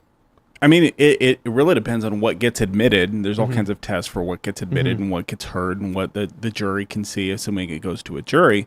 But again, Tim's exactly right. His lawyers go in and they start punching holes in this. Well, how do you know? What documents was he talking about? Do we have witnesses who can recall and they'll take the stand and they'll testify, oh yeah, it was this precise document that was marked top secret, no foreign, your eyes only document, and he was showing us all of these precise battle plans. No. I mean, I very highly doubt that, and Tim's exactly right. Every time we see one of these things play out, which is I think what most Americans recognize now, is that every time we see one of these allegations, is whether it's 3 days or 3 years down the line, there's more to the story. And the left just keeps coming at him and coming at him and coming at him with everything that they have. And it's always, this is the last straw. This is the death knell for Donald Trump. The walls are closing in. The walls are closing in. And every time there's more to it. And I think that the left is destroying its own credibility the more that they do this, because the average Americans sitting at home, Kansas, Georgia, Nevada, wherever, they see this and they say, why do they keep going after this guy? This doesn't make sense. Like they just keep coming after him. It's counterintuitive. It doesn't make any sense to them. I do want to give a special shout out to Donald Trump for trusting the corporate press all the time. He just loves allowing these people to come in all the time and just let him record him and all this stuff. He keeps giving him interviews. It's wonderful, isn't it? I don't get. That's the part of it I don't get. I never got it. To go back to the initial segue to this, this is my point. When we were talking about the borders and Oklahoma banning abortion, Colorado allowing it, it doesn't matter what you think the law is. We talked about this the other day. Cohabitation in West Virginia is illegal. Mm-hmm. Are they going to bring charges against you? Only if they want to search your residence. Show me the man, I'll show you the crime. So let's say you're in West Virginia and you're an activist and the state's like, this person's causing us problems. Can we find a crime that'll give us a justification for searching their residence? They're cohabitating. That's illegal. Boom, we got them. I still want to look up that law. I haven't been able to find it. So like cohabitation is in living with someone of the opposite sex you're not married with or in a relationship with? Based. I couldn't find the law. Yeah, I agree. It's not about doing what's right. But the reason I was concerned with the whole setting up border checkpoints thing is because I'm looking ahead at what problems that could arise from a social movement to install border patrol, whether or not it's legal, whether or not it's righteous, that it could end up causing more unnecessary spying on the people themselves that, unexpectedly, they didn't realize what they had unleashed on themselves by creating some sort of patrol office around them. You pulling up that law? Yeah. It's this is weird. So yeah, how long is this? Lewd and lascivious cohabitation when persons presumed to be unmarried is the law, 6184. Based. But it does say whether married or not afterwards. Interesting. Oh, so like you're doing lewd and lascivious things even within the context of marriage. They're basically saying you're being a freak. Right. Uh-huh. Get out of my bedroom. Yeah. And yeah. Okay, so to be specific, it's not about just cohabitation. It's about fornication. It says in prosecutions for adultery and fornication, lewd and lasciviously cohabiting together, the persons named in the indictment shall be presumed to be unmarried persons, unless proof to the contrary. So, I'm assuming that the laws. Oh, fornication means unmarried sexual intercourse. That's the first. Yeah. I never put that together. I think what this is saying, I could be wrong, but I was talking to someone about it recently, and they were like, "Yeah, what are they called? They're called blue laws or whatever." They're archaic laws. Nobody enforces. No, they anymore. don't enforce them. But this anymore, is like exactly. if you're making a noise violation with your lady and you're not married, they might be like, yo, stop. And if you don't stop and you don't stop and you don't stop, they're like, hey. Okay, I get it now. If any person's not married to each other, lewdly and lasciviously associate or cohabitate together, they shall be guilty of a misdemeanor and upon conviction be fined not less than $50. Yeah, like that. To clarify, if you are not married and you be hooking up, it's illegal. And it's like, I think that's particularly if you're hooking up in public. Like they can. No. No, it's in your house. No, if people can sense that you're doing it inside, like they walk by, No. they hear the noise, they see it in a window. Because lewdness, they wouldn't know unless they were there. It actually clarifies, or whether married or not, be guilty of open gross lewdness. That's a separate clause. So what I read was specifically saying, if you are not married and you are lewdly associating and cohabitating, then you will be guilty of a misdemeanor.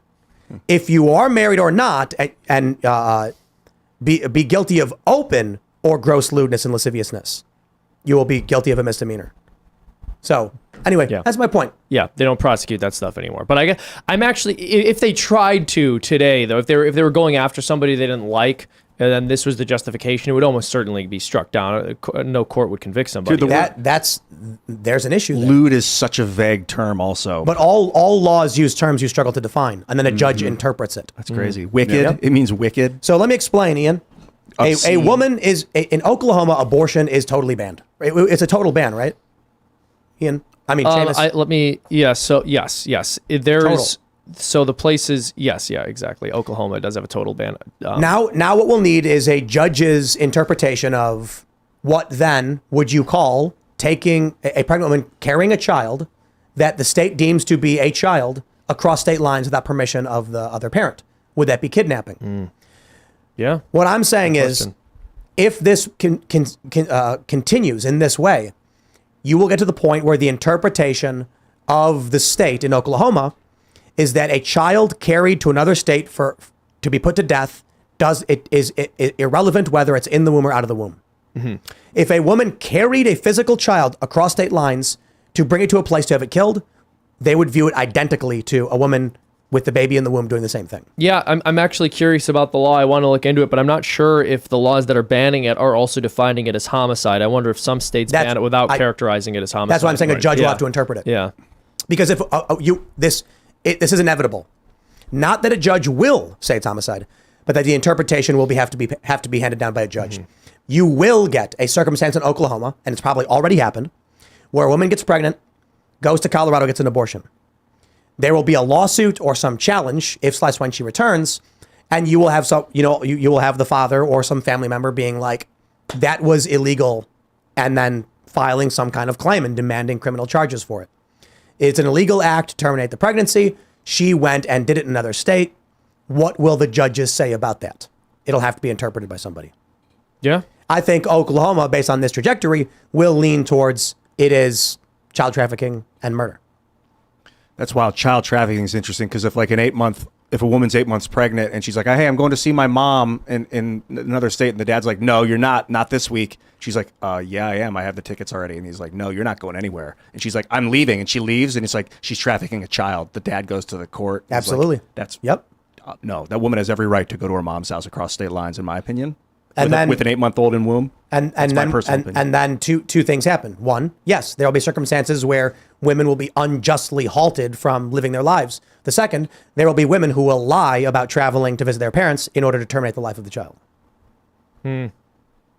Yeah, I mean, also, if you're pregnant, if you just have a child in general, I think it would be very strange for you to go somewhere without your spouse wanting you to go there.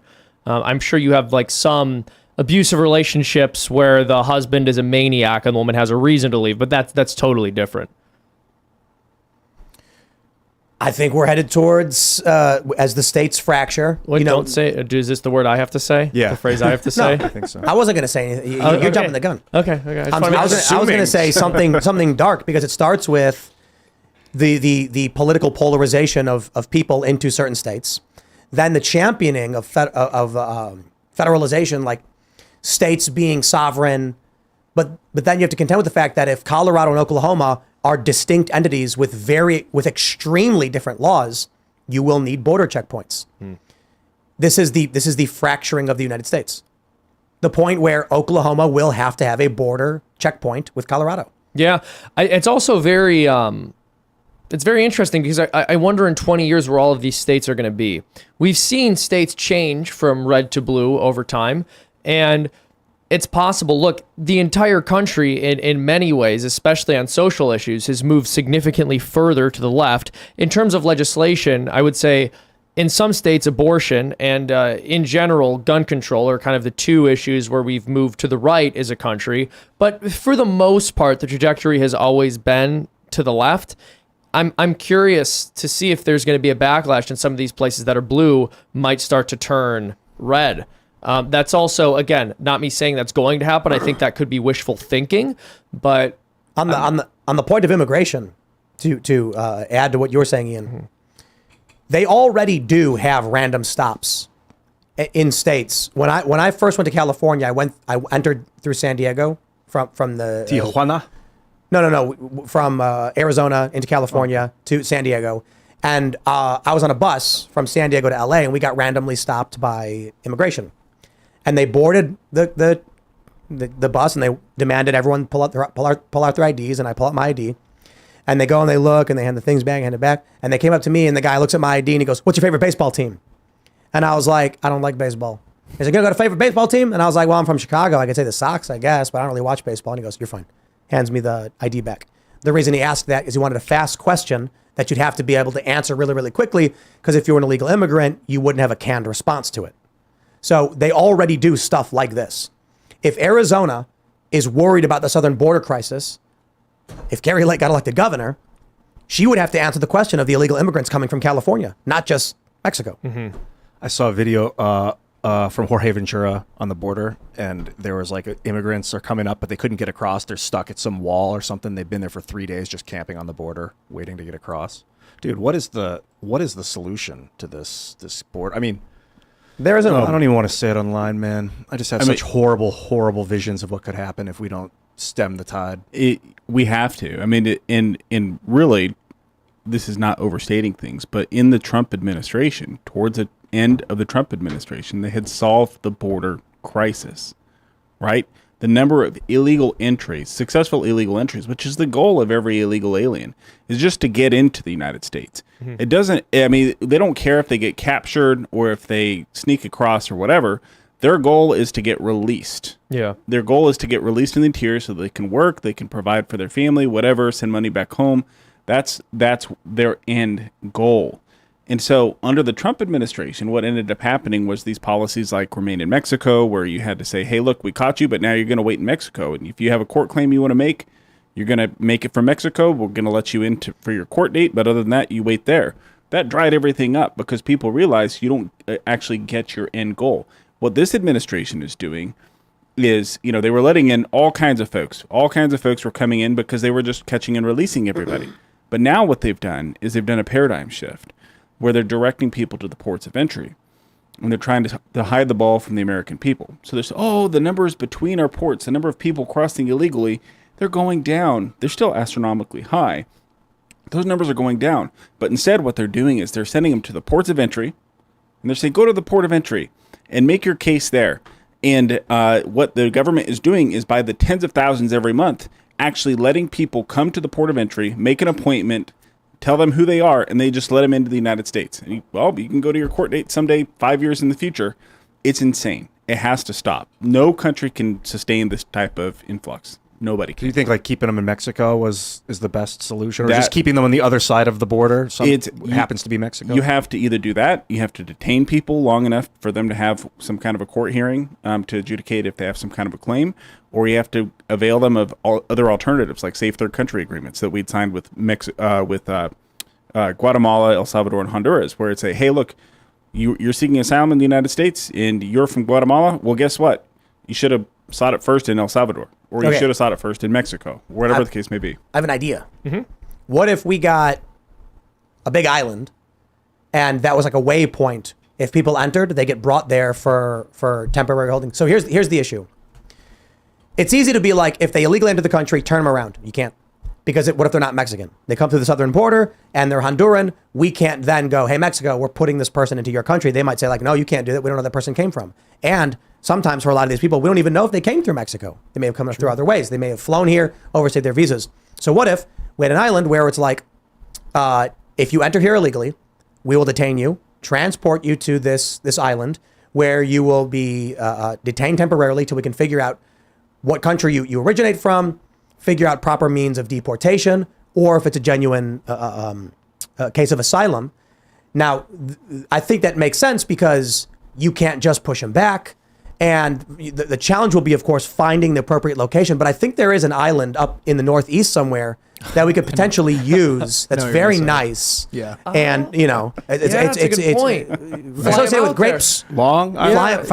No. Yes. Not Long Island. No. Maybe Rikers a vineyard of some sort. Yeah, vineyard. I think it'd be very nice. I actually really like that idea. They have plenty of resources to care for these people too. In fact, diversity is our strength. I actually think that Martha's Vineyard can't afford not to have all They'd be the very migrants strong sent there. with all of that It'd make diversity. them very strong. It'd be good for their economy. All of the things that they say are true for the United States, should be true for Martha's Vineyard. Let's send them there. In fact, I think it would be even a little bit greedy of Martha's Vineyard to just accept all of the migrants. But you know what? I'm willing to give them, be nice and do them the favor.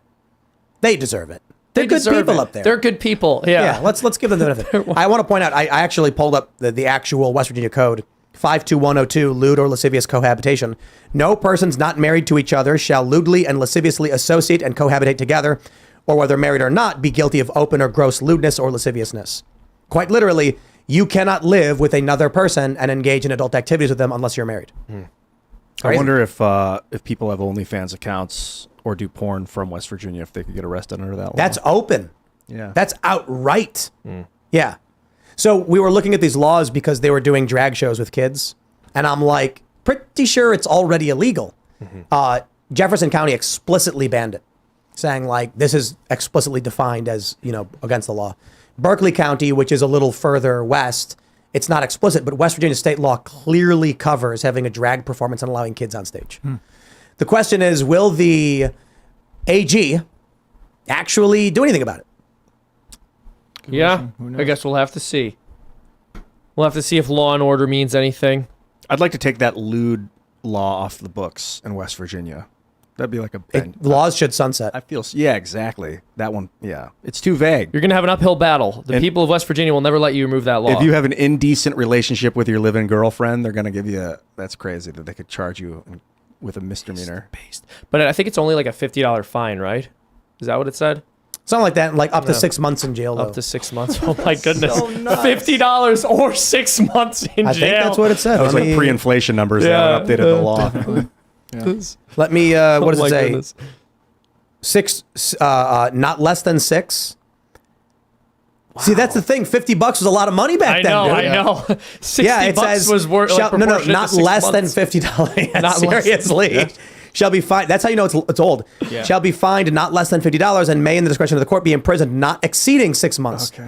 And upon repetition of the offense, they shall, upon conviction, be confined not less than 6 months or more than 12. Wow.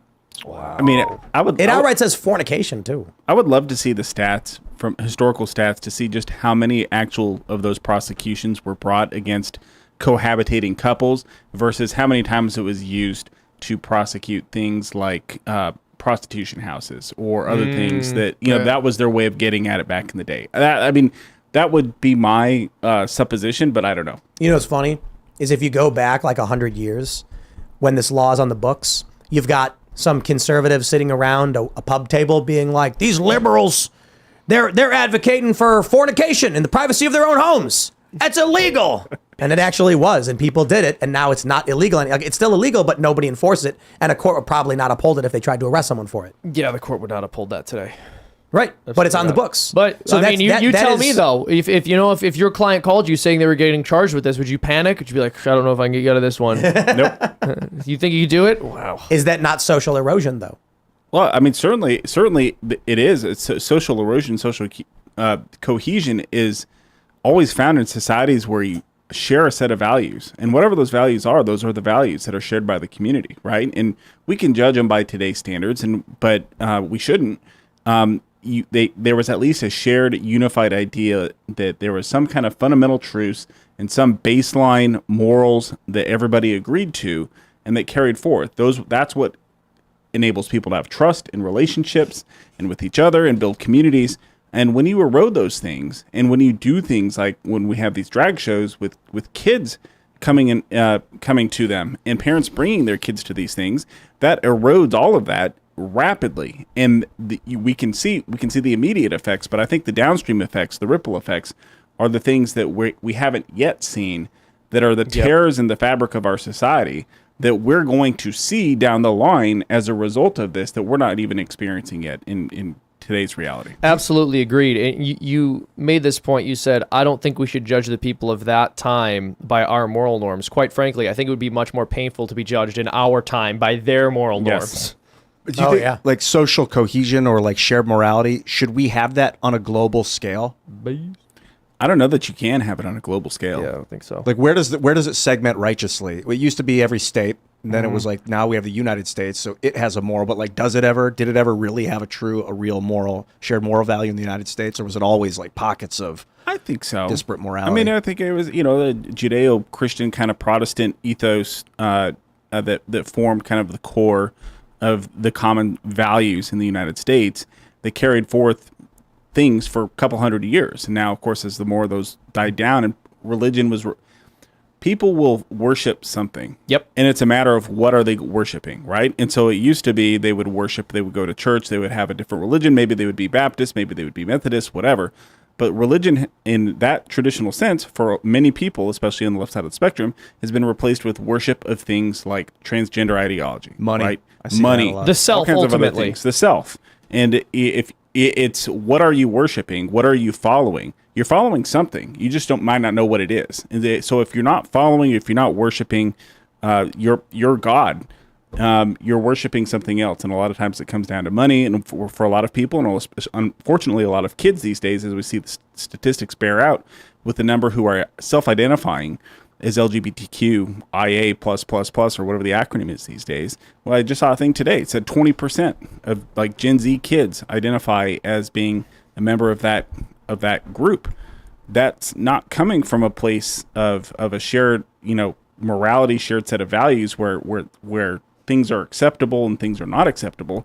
That's coming from a sense of worshiping self, worshiping the latest thing, the ever-shifting norms of the left. And they're not tethered to anything. They're always going to be moving to the left. There's no core anchor that holds them together. Kind of like conservatives, there's at least some common values that we hold and that we will always, it'll be our mooring that we won't stray far from. Theirs is always shifting, always moving. Yeah, no, I think that's right. And what I would say is when you look at a very broad social scale, people did believe different things in different areas, but anywhere where things have functioned with a very large group, the people at least shared the natural law, the 10 Commandments, but then they had their own kind of regional customs. I think there are laws that are universally applicable that all humans should follow, but then there are certain kind of regional laws, built atop those universal laws, and different regional stories and myths and pastimes that can't scale out to groups that are too large. Like there are certain things that historically, traditionally, and culturally make more sense for Tennessee than California or vice versa. So you can't have a universal social cohesion in the sense that everyone's on board with all of the same stories and customs. But I think you can ideally have a moral code which is adhered to by everyone in the world. I just think it's unlikely. I think it's very unlikely that everyone's going to follow the 10 Commandments. We want them to. Every culture should expect that, but even that it probably won't happen. So that's why when it comes to smaller things that are more regional, I don't think there's any hope of exporting that stuff. We did that in one episode where we went through the 10 Commandments, and we were talking about, from a secular perspective, whether they would apply to making a better life. And I think the only one that doesn't apply to a secular life is keeping the Lord's name and not using the Lord's name in vain. But not killing, not stealing, not adultery, honoring your parents. whether you're religious or not, following those rules, you will have a better life. Yeah. Well, and the thing about the 10 Commandments is they're not just specific rules, they're also categories. So taking the Lord's name in vain, in the most real sense, condemns taking the Lord's name in vain, but there's other things we extrapolate from that, just like using language properly or improperly. Using foul language is like a lesser violation of that commandment, but still a violation. So I think even that would apply. Let's go to Super Chats. If you haven't already, would you kindly smash that like button, subscribe to this channel, share the show with your friends, and head over to timcast.com, become a member. We're going to have a members-only uncensored show coming up for you just about 10 p.m. And if you've been a member for at least 6 months or you sign up at the $25 per month level, you can submit questions and even call into the show and talk to us and our guest. All right, I'm not your buddy guy says, not to be too hyperbolic, but is this America's last election? I mean, can you imagine sharing a nation with two vastly different ideologies? It's as if only a Julius Caesar character can save the West. I don't know about last election, but I do believe we are entering a very tumultuous period with this election. Think about it in a couple of different ways. Will Trump supporters vote DeSantis? I would say 2 to 1, no. Will DeSantis supporters vote for Trump? 2 to 1, no. You know why I think this? They've said it. DeSantis supporters have outright said on Twitter, if it's Trump, we're not voting. Well, okay. What about Joe Biden? RFK Jr. It is so divisive that it is just going to be chaos. Will Democrats accept a Trump victory? No. Will Trump supporters accept a Democrat victory? No. Where we go after this? I don't know. It seems like, I don't disagree, a Julius Caesar character, like we're entering, it feels like we're at that crossing the Rubicon moment, that from the Republic to the Empire officially. We're always vulnerable to it. But it strikes me more like we're in another sexual revolution that's less violent than the one that happened in the 60s. But there's more media coverage, so the little bits of violence that do happen get blown out of proportion. Sexual revolution? I would say it's more it feels violent, like but the another violence- sexual revolution with all this trans ideology being pushed in schools and things like that. Oh, sorry. Oh, go for it. No, I mean, I agree. I agree. I don't, except I would say I don't think it's another sexual revolution so much as it is the inevitable fallout from the first. And I actually think it's more violent. The violence is just being done to children. I agree with Seamus. But how do you define, how you but- define but- violence? But it is explicitly violent. I mean, you've got people going around smashing things, destroying things. It's violent out on the streets. In the 60s, it was pretty bad. I didn't realize it. And every once in a while, I hear about like how much there was like terrorism, the Weather Underground, like bombs. Like it was crazy violent back then with a lot of death. But There was, I newspapers, think the Weather Underground only killed, what, like a couple people? They were more about structural damage. And it was shock and awe late in the night to scare people and terrify. It was like overt terrorism. But for the amount of fear that people have been whipped into in the last 5 years, that it is bank not robbery. that violent. The system doesn't seem that violent. I'll watch a violent video and then I watch it 3 or 4 times. And I'm like, did I just watch 4 bouts of violence? Even though it was the same thing 4 times? Because I feel like it happened 4 times now all of a sudden. All right, let's grab some more super chats. Raymond G. Stanley Jr. says, Tim, my guy, some good news. Your call to create culture is being heard. I got a sneak peek at Salty Draws comic book. Silence do good. It slaps. I really think you and others will dig it. Right on. Very, very glad to hear it. We need to get that. We need someone to run the grant program. However we're doing it. I have no idea. Like I say these things like, here's the thing I want to do. And then it doesn't happen because like someone has to run the program. But we want to do a thing where once a month we give 10 grand to someone for their cultural endeavor. And, you know, a lot of people are like, I want to do a podcast. And it's like, like there's 8 billion podcasts. Yeah. You know, if like you're going to paint something or do a series of paintings or something, or you're a comic or music, or I don't know. One thing we definitely want to do is more bands for Trash House Records. So we have another song in the works, but we are working on signing a very large musical enterprise. And then we're looking at a few others too. So we're really excited for that. All right, what do we got? Dino Carosi says, Mr. Timothy, is your coffee ever going to be available for order up here in Commie, Canada? I need a damn fine cup of Roberto Jr. I don't know. I guess we'll have to figure it out. International shipping. We got to figure that one out. But the answer is it will eventually. We're hoping that in 10 years, it's a big brand. It exists everywhere. For that matter, I want to give Mr. Beast a shout out. That dude's amazing. Oh, I love him. He's got candy bars. Yes. He's got cheeseburgers. Feastables. Feastables. Feastables is his candy company. So check this out. Mr. Beast is doing everything, and I think that's fantastic. His candy bars have 5 ingredients. I was at 7-Eleven, and I see these things. I'm like, I look at it, and it's like cream. It's like milk, cocoa, sugar, and there's like no garbage in it. Thought it was great. They melt really easily, though. But that's very inspirational to me. I'm how old is Mr. Beast? Like 26? I got like a decade on this guy, but he's hitting the nail on the head with the hammer. He's got his show, and so what does he do? He's expanding all of his business in a bunch of different areas, and I think he's doing good things. Cheeseburgers are fantastic. Not the healthiest thing in the world. But the fact that he's making candy bars that actually get rid of a lot of the gunk and the garbage, I think is a positive step forward. So I got mad respect. He's for him. actually 25. 25. I got 12 years in that He guy. got invited onto the Titan submersible. I believe. I'm glad he didn't go. Turned it down. Yeah. Yeah, I mean, if candy bars are not good, but if we can replace the garbage plastic candy bars with basic ingredients candy bars because of people like Mr. Beast, we're moving in a positive A direction. little bit of them is okay, but the addictive quality of sugar is what's really the challenge. Once you eat one piece, you've got to kind of set it down and not let it overcome. It's true, dude. It's true. Dude, we have wineberry season has begun, and it's like nature's Sour Patch Kids. When you get them when they're perfectly ripe and big and red and juicy, it's more like a Swedish fish. They don't actually taste like it. But if you get them just before they're red, there's a little sour tart to it, and it is so good. And there's like 50,000 of them right behind this window right here. It's amazing. Tim picked some, and he's like, "Hey, here, why don't you try one of these?" And then I like started eating it. I was like, "Wait, have you had one of these?" You're like, "No." I was like, "Wait, is it? That is was it gonna kill me?" That was the cherry, I think. Oh, okay. Not the wineberry. Yeah, Why don't you try That's one right. Dude, we made wineberry That's ice forever cream. ago. We took an ice cream machine, and then we took the wineberries and we just threw them in. And the most amazing thing happens.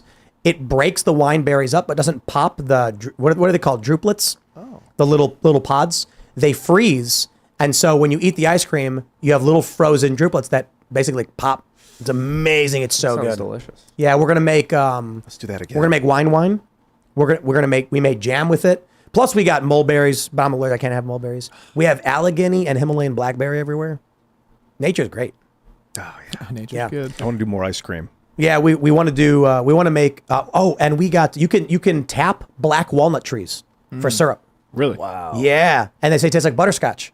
So we're gonna make a black walnut syrup because we got big black walnut trees everywhere here. Black walnut oil, I think, is like a good medicine for Super excited. for like anti-parasite medicine. It's Yeah. used in parasite cleanses.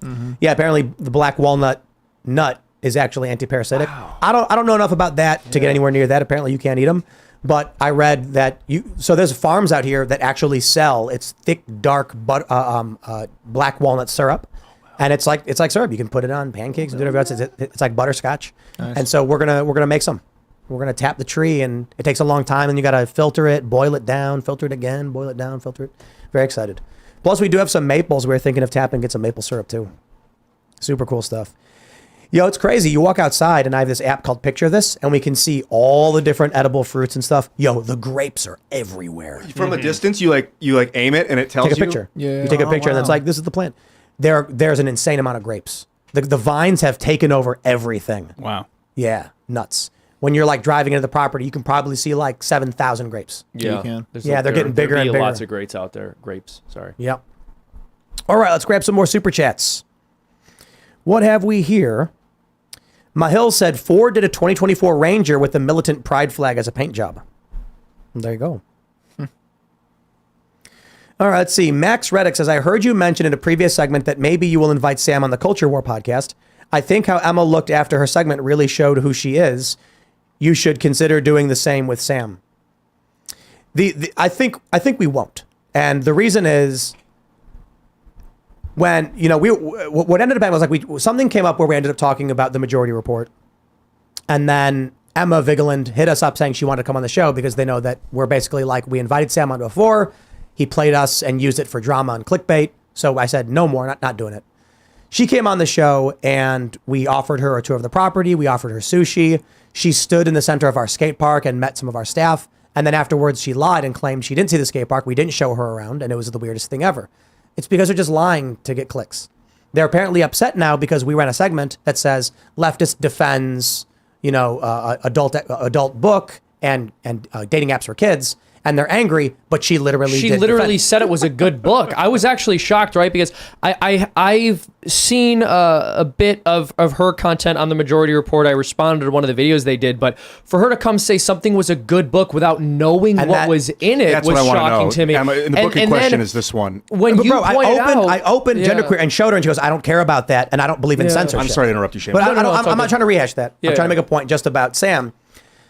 The reason why I don't want him on this show is because what do we like to do? Serious conversation around these issues and our passions. What will Sam do? he'll come in here and he'll like jump from the rafters and body slam the table and do other. But we could talk about socialized medicine farm. and why No, like dude. people taking overt risk kind of violates the ethos of social medicine.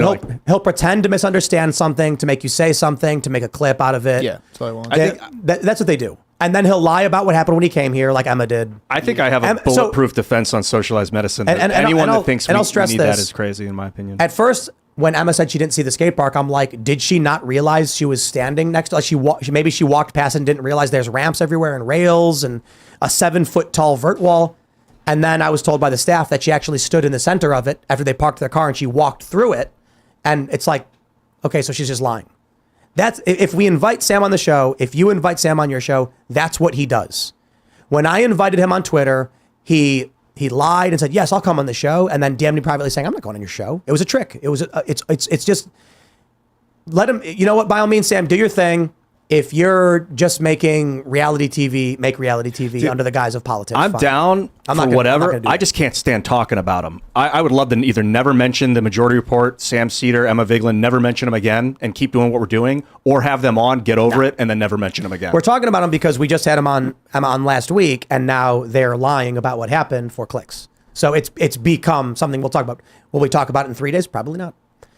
This weekend, I was wrong. I said we were going to have 2 guests on this Friday. Yeah, next week. That's next week. Yeah. This week, we will have a good show as well that I think will probably be talking about abortion or something, so we'll see. Should be interesting. That next week is like stacked. Not this Friday, but the next Friday. Yes, the next one, pardon me. Yeah, it's going to be a blast. It's a lot, yeah. Very excited. It's going to be cool. We should, I'll reach out to our guests to talk about like promotion for the shows, because we'll make like graphics for it and everything. Yeah. And then if they're cool, which they probably are, I just don't like to say things before because like I'll give them a heads up. Right. Although they may have talked about it already. I like the graphic for the Emma Vigeland episode that you guys did. How it's kind of fading and there's like graphics in the background. It's really cool. I didn't make it. The I thumbnail. don't know.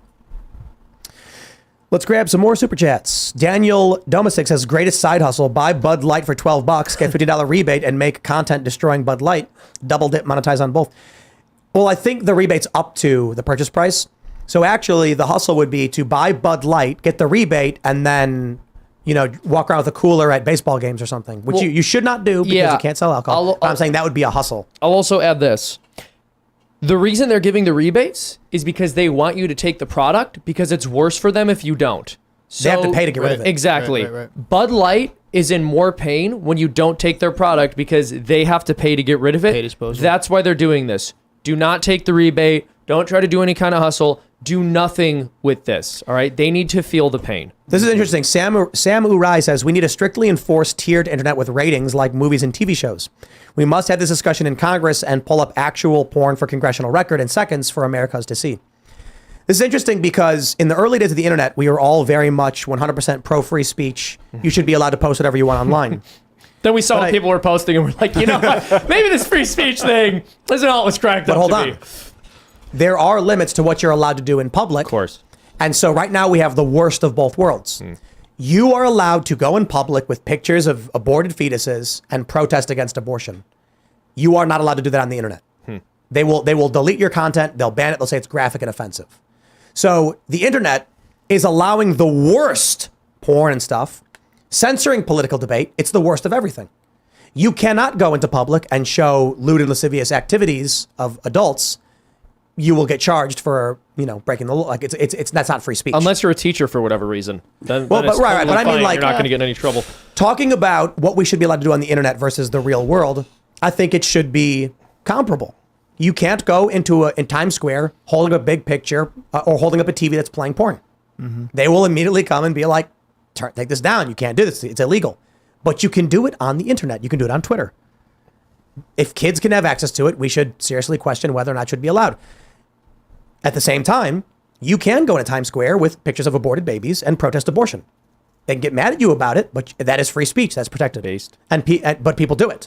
Yeah. In a lot of places. And so, but if you go on Twitter and do that, they'll flag you. They'll censor the video and say it's inappropriate. I mean, also, internet, I think this may have changed under Musk, but if you just misgendered somebody on Twitter, like if you don't use someone's fake made up pronouns, that could get you kicked off Twitter. In real life, you could do that. So we need to make sure kids don't have access to obscene content. It should be a crime to be sharing it with kids. Or let me put it this way. Right now, you have these porn websites that are like, are you actually 18? You click yes. Like, that's ridiculous. That's ridiculous. Imagine if a guy was outside in the street and he had a bunch of nudie mags and a kid walked up and he was like, are you old enough? And the kid said, yep. And he goes, works for me. Yeah. Imagine if there was a casino and a 10-year-old kid walks in and the security guard goes, are you old enough to gamble? And the kid goes, yep. And he goes, works for me. Yeah, that's what I just went to AB InBev's website to find out if Stella was one of their products. And it was like, hey, wait, before you view our website, are you 18? Enter your birthday. And I was like, yes. And they were like, okay, good. How do you, I didn't Imagine prove going anything. to I a just bar. said yes. A 10-year-old kid walks into a bar and like, hey, hold on there a minute. Are you old enough to drink? Yes. Works for me. That's not how it works. There's a classic bit from the first episode of The Simpsons where Bart sits down, he goes to get a tattoo, and the guy goes, wait a minute, are you 21? He goes, of course, sir. And he's like, all right, take a seat. It's a weird conversation because the internet's not public. It's not the public like we know the public before the internet. Like it's you do it from your own home. If you're sending an email to someone, there's no public activity going on. If it's a website that everyone can access, technically we consider it kind of public. But if someone doesn't have a computer, they have no ability to access it. So it's not really publicly available unless you have money to buy a machine to utilize it. That's like saying if someone stands in Times Square with a picture, it's not publicly accessible because you can't travel to Times Square. Everyone can travel to Times Square. Everyone can walk there. No, they can't. Yeah, everyone has access. Foot traffic. Everyone can get there. There's no like. That's not true. Financial. If you're in Seattle, you're not going to survive a trek to New York City. But you could do it legally and physically. You physically could take a bus and go there and walk there and be there without having to. Well, technically, you'd have to buy the bus ticket, I guess, in that position. Right. But I'm saying, like, if you just walked, you would have the resources to do it. But if it was and you like- can make the argument, you can go to a library because the computers are there for public use, or you can see the images on a TV in a bookstore display window. Mm-hmm. So, like, it is publicly accessible. Just because you don't have the means to do it is not the argument. publicly By the way, accessible I is wanna different mention than something- public, I guess. I want to mention something. Tim, you mentioned that there needs to be stronger age verification on pornographic websites aside from someone just going, yes, I am 18. Yeah. In Utah, they implemented a law requiring strengthened protections so that children can stumble on porn. And what Pornhub did was they boycotted Utah as a result. That's right. So Said, nope, we don't want to show stuff Funny. to people in Utah. It's like, well, that's a win on both fronts, but also you are making it abundantly clear that it's Yep. extremely important for your business model to be able to show pornographic content to minors. I want to mention something. You mentioned the 21. Someone asked you if you're 21. We went out to eat like a couple months ago, and we were ordering drinks, and the waiter was like, "Are you 21?" And I was like, "No." I'm 37. Like, what? What am I supposed to say to that question? Are you 21? No, I'm not. I'm older than that. That's what I said. I was like, no, I'm older than 21. Like it's like a weird question You're to at ask. least 21. Exactly. Are you 21? No. He's like, wait, what? And you're I like, think a better formulation would be have you 21 years. Because Well, if that's you what have they say in other 37 languages. years, you do have 27. You do have 21 years. That's actually how they phrase it. I think in Yeah. like French and Spanish. Tienes, yeah, exactly. Yeah, like how many years do you have? Tango, yeah. And then like, do you have at 28 least? años. Do you have 21 years? I do. I have more actually. I do, yeah. Are you 21? No. All right. John Stewart says, when I had sex ed in high school in the 90s, it was about contraception use and STD prevention, and we had to have signed parental consent. Yeah, that's what I remember. You mean they hearing didn't give you BDSM education and talk about eating poop? They did talk about I guess how, those were the dark ages, Tim. even in 5th grade, they told me it was like 1988 or 9 or something. They said like it is pleasurable and abstinence. They have accepted abstinence doesn't work is a thing. Like they weren't saying don't do it. They were saying if you do it, be very careful, use a condom. And they were like because STDs and pregnancy. That was like the ethos. This of it. is a But good the one. idea that abstinence doesn't work Hey. comes from Kinsey, and all that data was fudged. And Well, that was a funny thing too about when we had Emma on because she asked me two things that didn't apply to this show or me. She asked me if, like, well, what if should they allow the Bible in schools? Like, isn't the Bible? I was like, no, I think there's things in the Bible that parents should probably be talking to their kids about. Like, what is it? Ezekiel 23:20, the meme verse talks about emissions of horses and stuff like that. Yeah, that's like something the parents probably. So sure. And then she asked me if I was in favor of abstinence only sex education. And I was like, no, of course not. It's like, oh, like, dude, like, what do you think? Yeah. But let's. What was I going to read?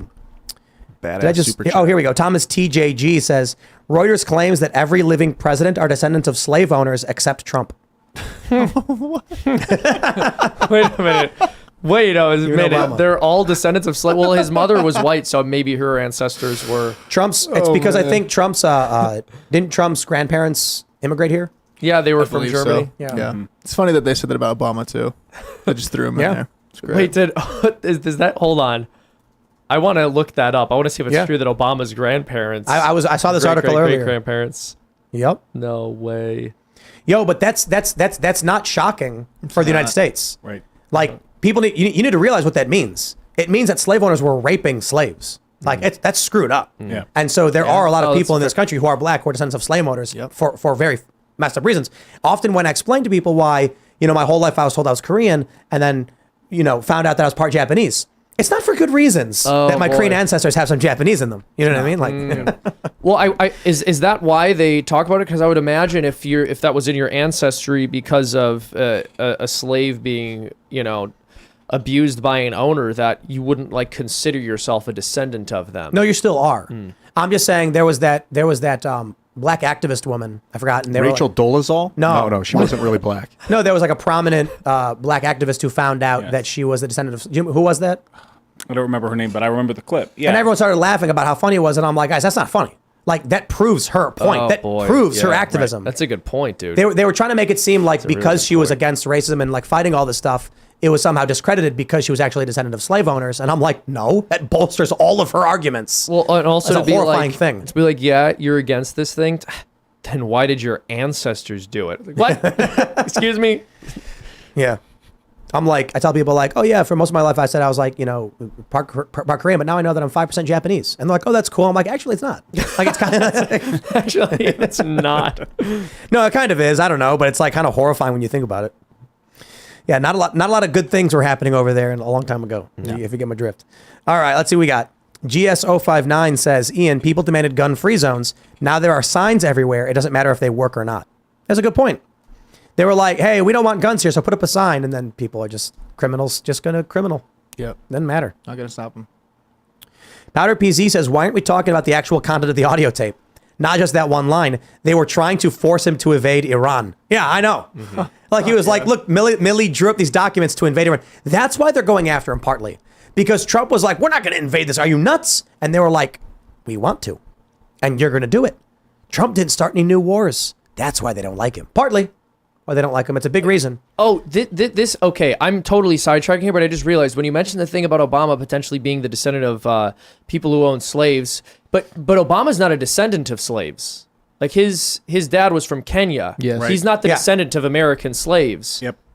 So if he does have Right. slaveholders in his past, that it would have been like, it wouldn't have been because a I slave still was don't think that abused. matters, to be completely honest. Like, I don't Thomas want to Jefferson punish was a people slave for owner. I don't want to punish people for the sins of their ancestors, but at the same time, you can imagine that being used against any Republican. Thomas Jefferson owned slaves. Mm-hmm. He had a lot of really, really awesome ideas. Owning slaves was not one of the good things he did. Yeah. However, the ideas and the seeds that were planted by the founding fathers led very quickly to the abolition of slavery. Look, people point out that the Commonwealth countries abolished slavery well before we did. And it's true. And then we had to fight a massive civil war, partially over slavery, over the issues around it, economics. It's a lot more complicated than that. And a lot of people died because of it. And, so I think the founding documents and the founding fathers, for all their faults, planted some good seeds Well, that have made this country fantastic. I would agree, and people will argue, well, the founders wanted the United States to be this new free country, but then they didn't put anything in the Constitution that forbids slavery. Okay, we're not going to get the 13 colonies to ratify the Constitution and the Bill of Rights if you had something in there that banned slavery. It doesn't mean that all of the founders were in favor of slavery.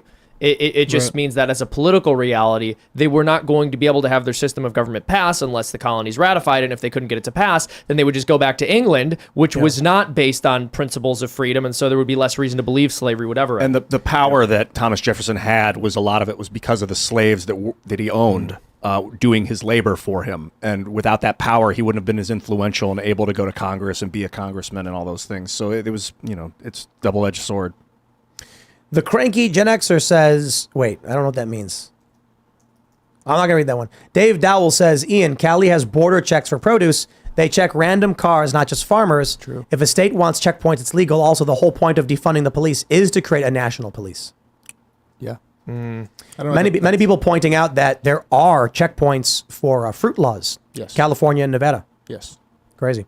Yeah, actually, I think wine berries are illegal to transport. Interesting. Because Yeah, of the bugs that come No, because they're an invasive species. They choke out other plants. Yeah, but they're so good. They are massive, and they're raspberries. Yeah. They're a Chinese kind of raspberry, and they're called wine berries because people make wine with them. And we intend to harvest them, and we're going to juice them. We're going to make a syrup with the wineberry juice. We're going to like cook it down, maybe add a little lemon juice and some sugar. And then we're going to use the pulp to make cakes and cookies. Yeah, it's going to be awesome. And we're going to make ice cream. Pumped, to be honest. So great. We're going to make ice The cream. ice cream machine's really fun. You like scrape it. It's getting cold on the top. We have two. We have the one that automatically spins, and then we have the cold sheet where you pour it on and then you scrape it and mix it around. Yeah, it's so much fun. Yeah, you can buy them on Amazon. Good fun stuff. All right, let's see what we got in the old super chats here. Ian Kinney says, did you reach out to Ice Cube for the Culture War or IRL? I think somebody did. I don't handle booking, so. He's going on a tour. He is? Well, not a musical tour. He's going on a tour to talk about how he can't stand the, I don't know what the global economic order. I'm not sure. He's frustrated about something. He wants to let people know. The gatekeepers. Ice Cube? Yeah. Ice Cube says the Twitter video about gatekeepers, he's going to bypass the gatekeepers and do shows and stuff. All right. Bryn Terranova says, is Trash House taking demo submissions? I don't know. So solicitations are very, very hard. I think we'll have to confer with Carter on how we want to handle that moving forward. And then he's basically in charge of it also. But I will talk to him about it. We have a new song coming out shortly, and we're negotiating with another band about releasing some songs that I think are absolutely fantastic. So we'll see what happens. And then we want more, absolutely. Let's grab a couple more here. Ismonster says, I can't believe I really heard Seamus say society survived because of the Ten Commandments. Let's just ignore all those other civilizations that existed before Christianity killed everyone else. Hold on. No. That's completely ridiculous. People had something approximating the Ten Commandments in very many cultures throughout world history. And if your culture ended up rising to a point of prominence where you were able to amass wealth and have a large-scale civilization, it's because you were following something approximating the Ten Commandments. Dude, you cannot have a functioning society and you cannot build wealth if one person is sleeping with every woman in the community. People are committing adultery. People are stealing. People are killing. What's happened in various societies historically is as they've become wealthy and as they've become insulated, certain people who were very high status ended up being able to routinely violate those moral principles without suffering consequences.